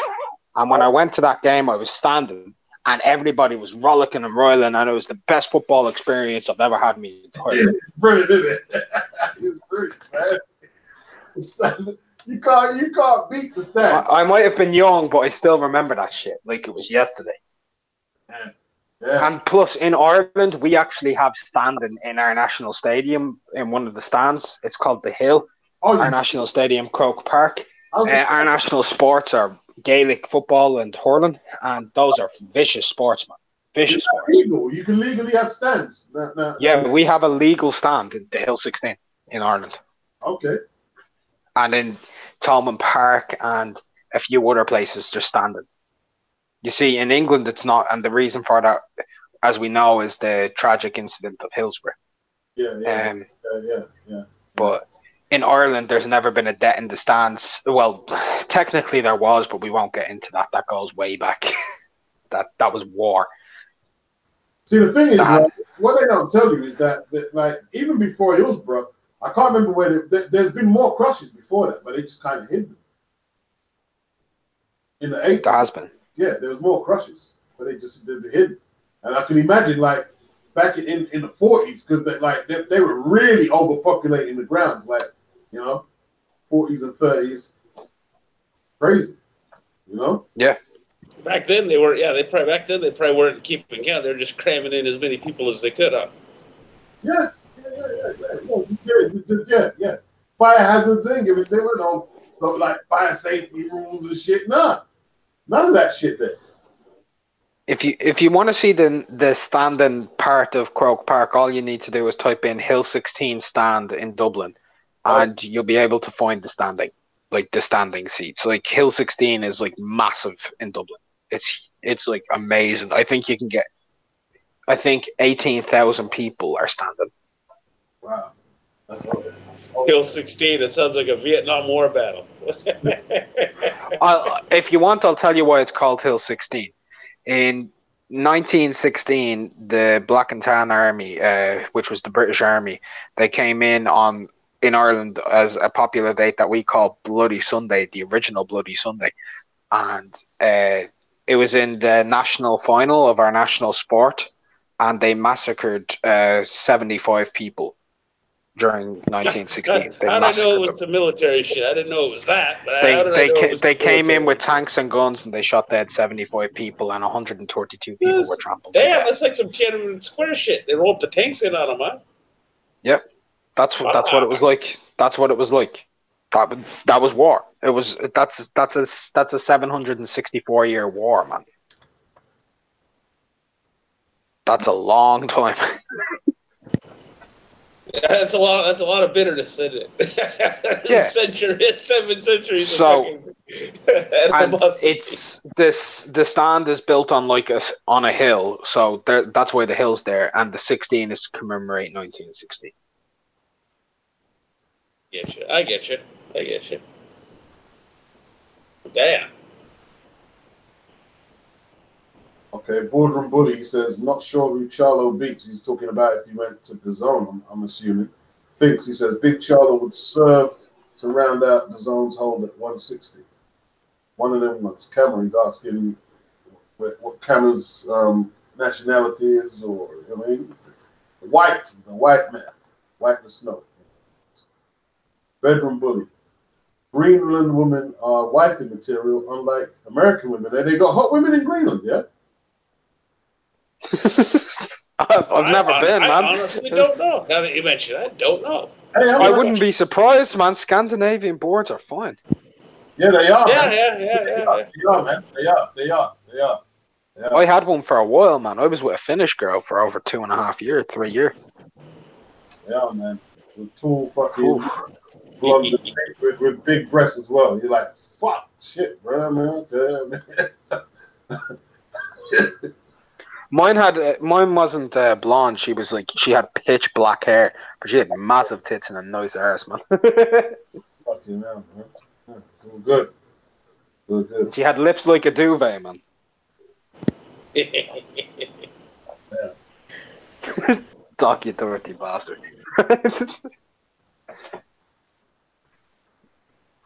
All right. I'll take your word for it, one of them ones. I'll take your word for it. I didn't know there were women in Greenland, man. I'm going to be honest. It's not exactly a holiday that I've thought about doing many a time. I mean, I should look up the female to male ratio over there, man. Probably quite healthy, you mean, yeah. D.O.B. Nudie says, Ty Booth is car crash, but he can't stop watching. Carlton Palmer, he references the black lesbian. Okay. Billy Joe Saunders, the nasal spray. Yeah, he called it the nasal spray. I said, what? Nasal spray. Yeah. And he's crazy. He's got a thing for Down syndrome girls. Damn. Wait, what? Wait, hold on here. Hold on. Can you repeat the last 30 seconds of what's just happened? He's got these Down syndrome girls. He said, he'd go for it. They're wearing bras and shit. Wait, who'd go for Down syndrome girls? Billy Joe? No, oh, jeez. Man. That's some darkness. Yeah. He's in his own. That's like that brings a whole new meaning to telling her to go down on you. Like it really does.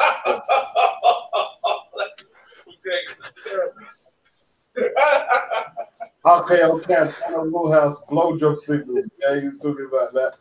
And Carl Palmer, Carl Fletcher's girlfriend was a gold digger. Yeah, she was. No, hold on. Do you remember in the Super Six thing when the night before Froch was meant to fight Ward, they were doing like a documentary following him around, and he was going into shops buying her $4,000 jackets and stuff like that. I remember. I thought his old lady's hot, isn't she? She like some model or some shit. No, she's not hot. She's bang average.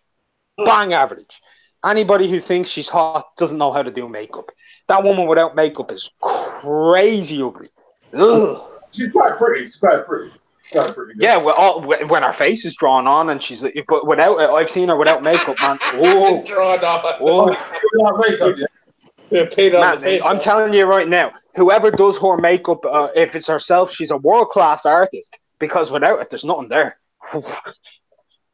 That sends shivers through my spine. Poor Carl. She literally, her entire face looks like Carl's nose before the nose job. Like,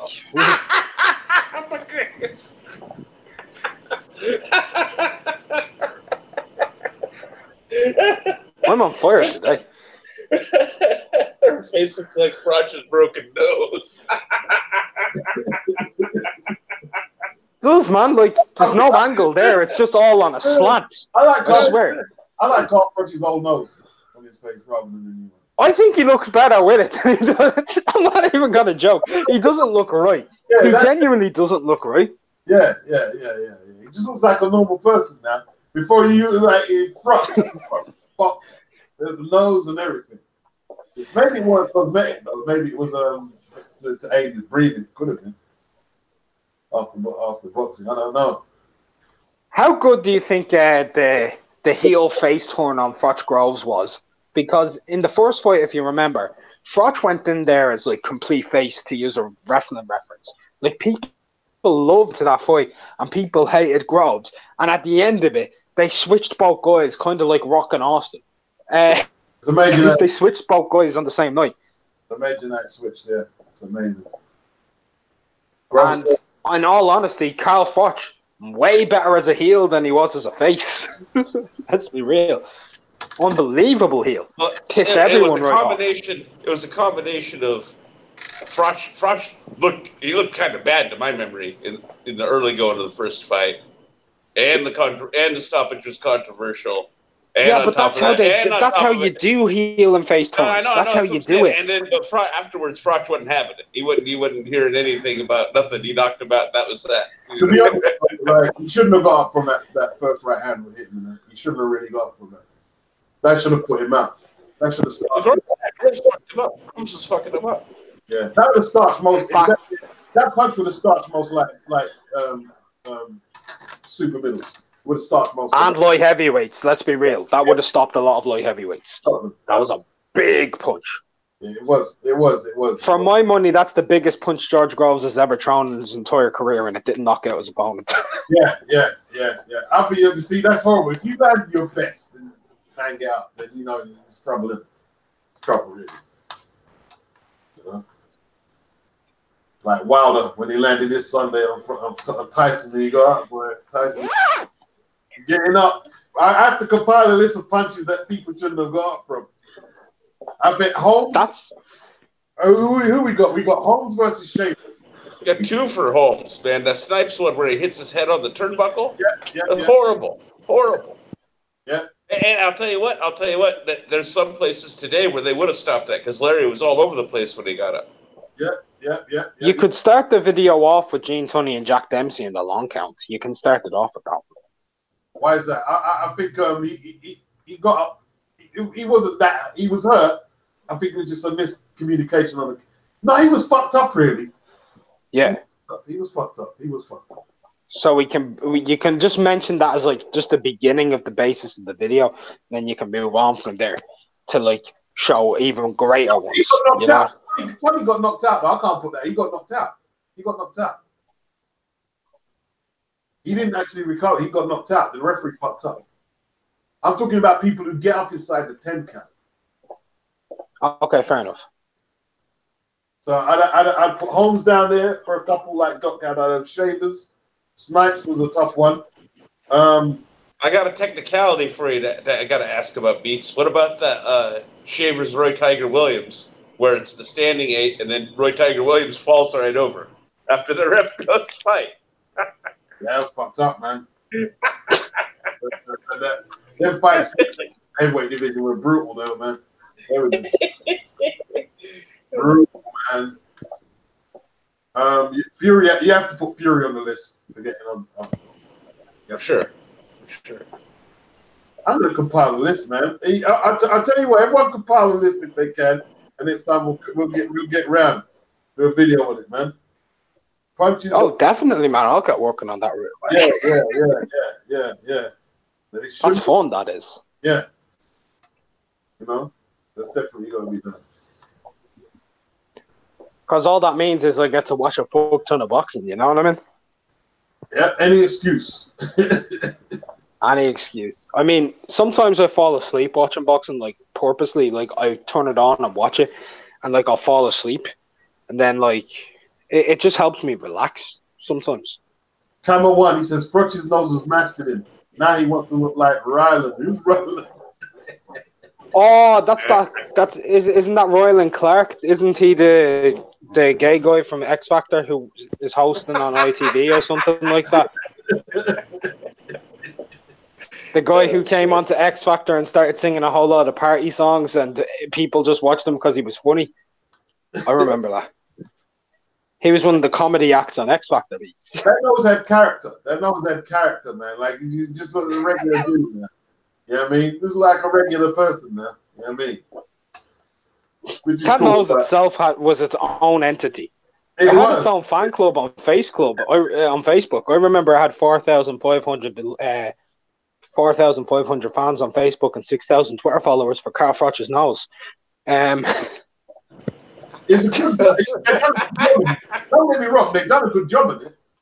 To fix it, they've done an excellent job of it. I'm not going to say it, but it's took the character away from, like my guy. It was masculine. It was that the boxer's nose.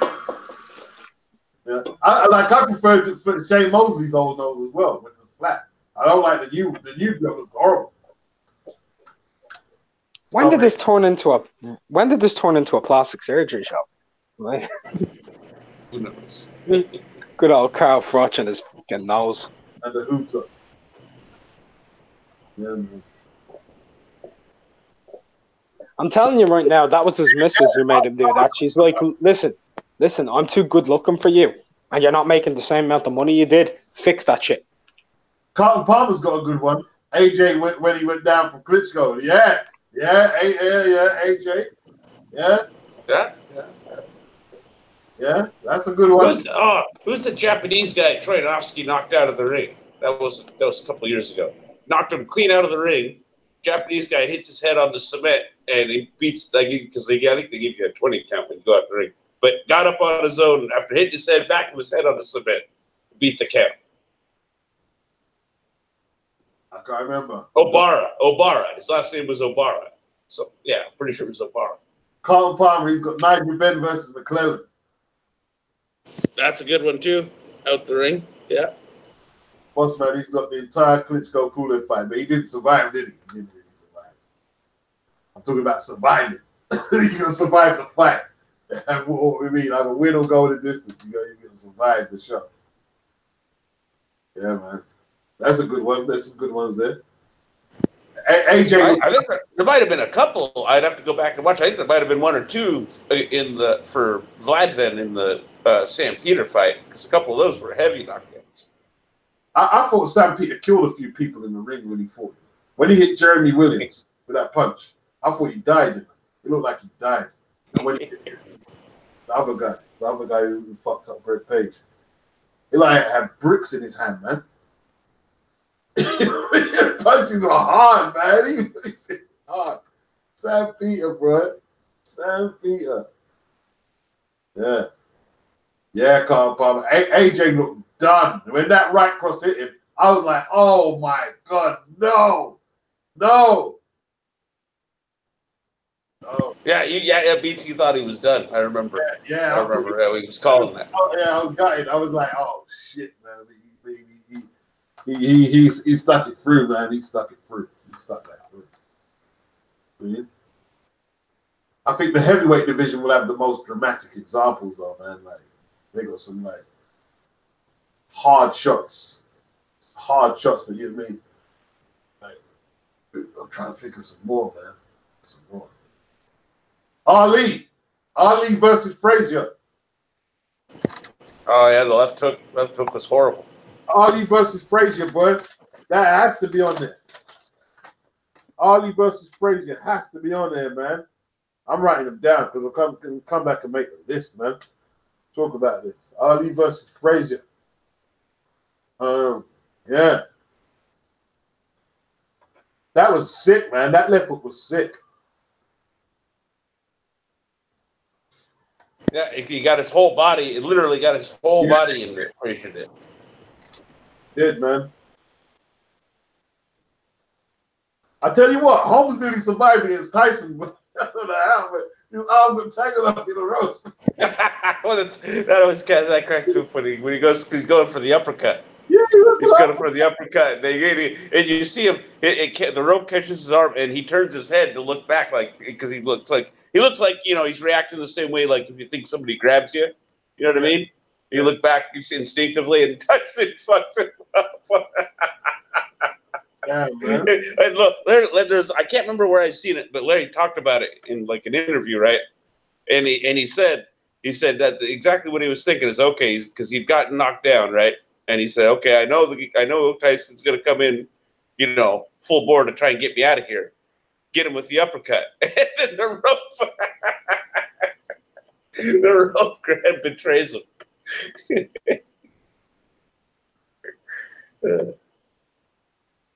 New Day says Sturm versus Murray was the biggest robbery.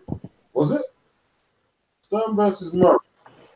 Sturm got a few dubious decisions, didn't he? Yeah, that was a bad one. Yeah, I forgot. Yeah. Bridesmaid again. Was that worse than the Macklin one though? What was the worst? Macklin or Murray against Sturm? They're both pretty controversial.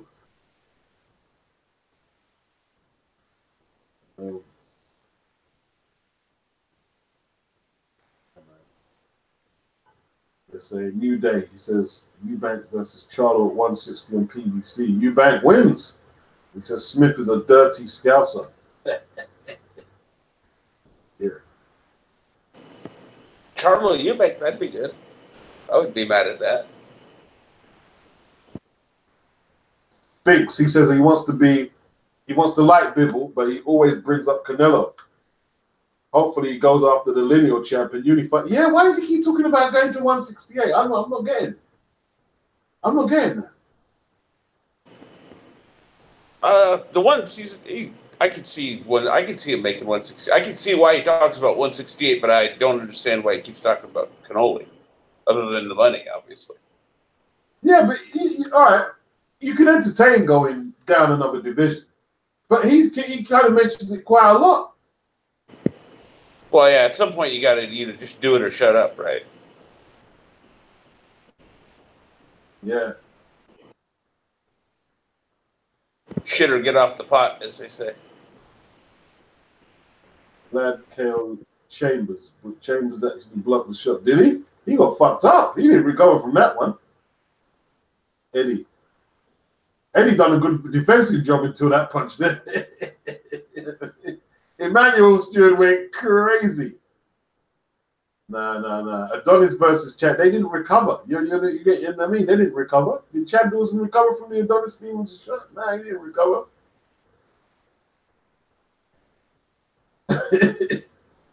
Nah, you got to recover. You got to recover and at least go the distance or win the fight. You got to survive the shot. Lose, and you know what I mean? It's not the same. Camera one, he says the girl has a fucked up nose now from sparring. Needs that fixed. Looks like the letter L from the side. shit. D.W. Newley, Bivol wants that Canelo money. Yes, he does. Yes, he does. I think he nailed on the head there. He wants the Canelo money. He wanted the challenge. You know what I mean? He should be looking to fight flipping the rest of the belt holders, man. Kovalev and Turbiev. Them guys. He should be doing. Yeah, a lot of good fights to make it light heavyweight. Yeah. Yeah, he should be going for that. That's what he should be going for. All right. Got a decent list there. I'm going to compile some more. I want to get a 10. I want to get a top 10. What about 5 here? And Larry could be in there twice, man. Larry could make that list twice. But, well, except both of them, the Shavers and the Snipes were horrible. Okay, Delboy's got Bradley versus Kendall Holt. That was a good one. We've got Archie Moore as well against Darrell. What's his name? Yvonne Darrell. Oh, how about speaking of Bradley? How about Bradley when against Provodnikov? Oh yeah, that's a good one as well. Yeah. Provodnikov had him fucked up bad. Yeah. Or now see, that makes me think now. Okay, what about Algeria against Provodnikov? With his eyes swollen up all like that? Yeah. There's some good ones here. Over McKenzie. Yeah, because Algeria went down twice in that round, didn't he?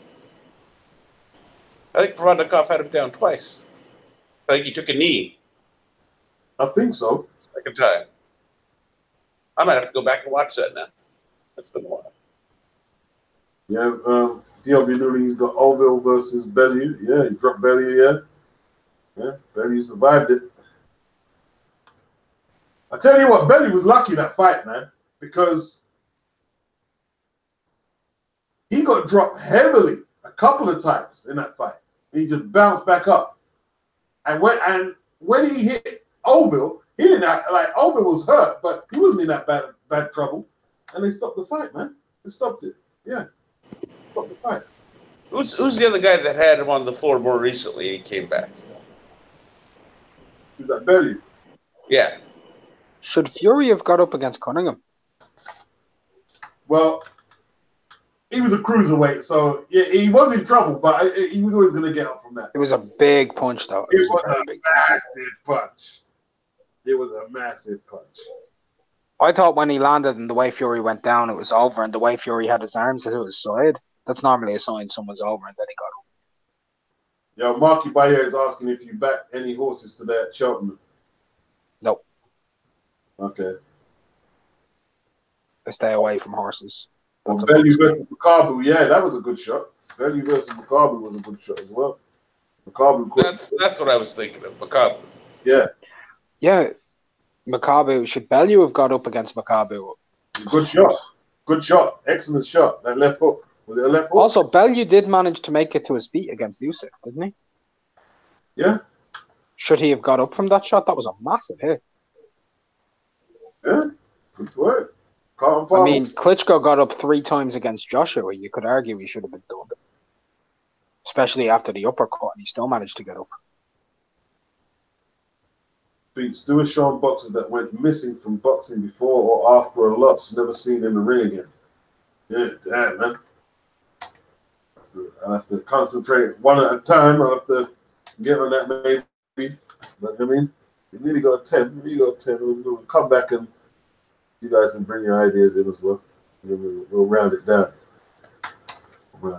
There's obviously some classics from back in the day. Well, like Archie Moore, forgot to put that. Archie Moore against Darrell. He got knocked down how much times in the first round there? About 6, 7 times. That would have got stopped today, though, man. It would have got stopped today. There's no way we would have took all that punishment and they let it carry on. Even in America, one of them crazy countries, they would have stopped that.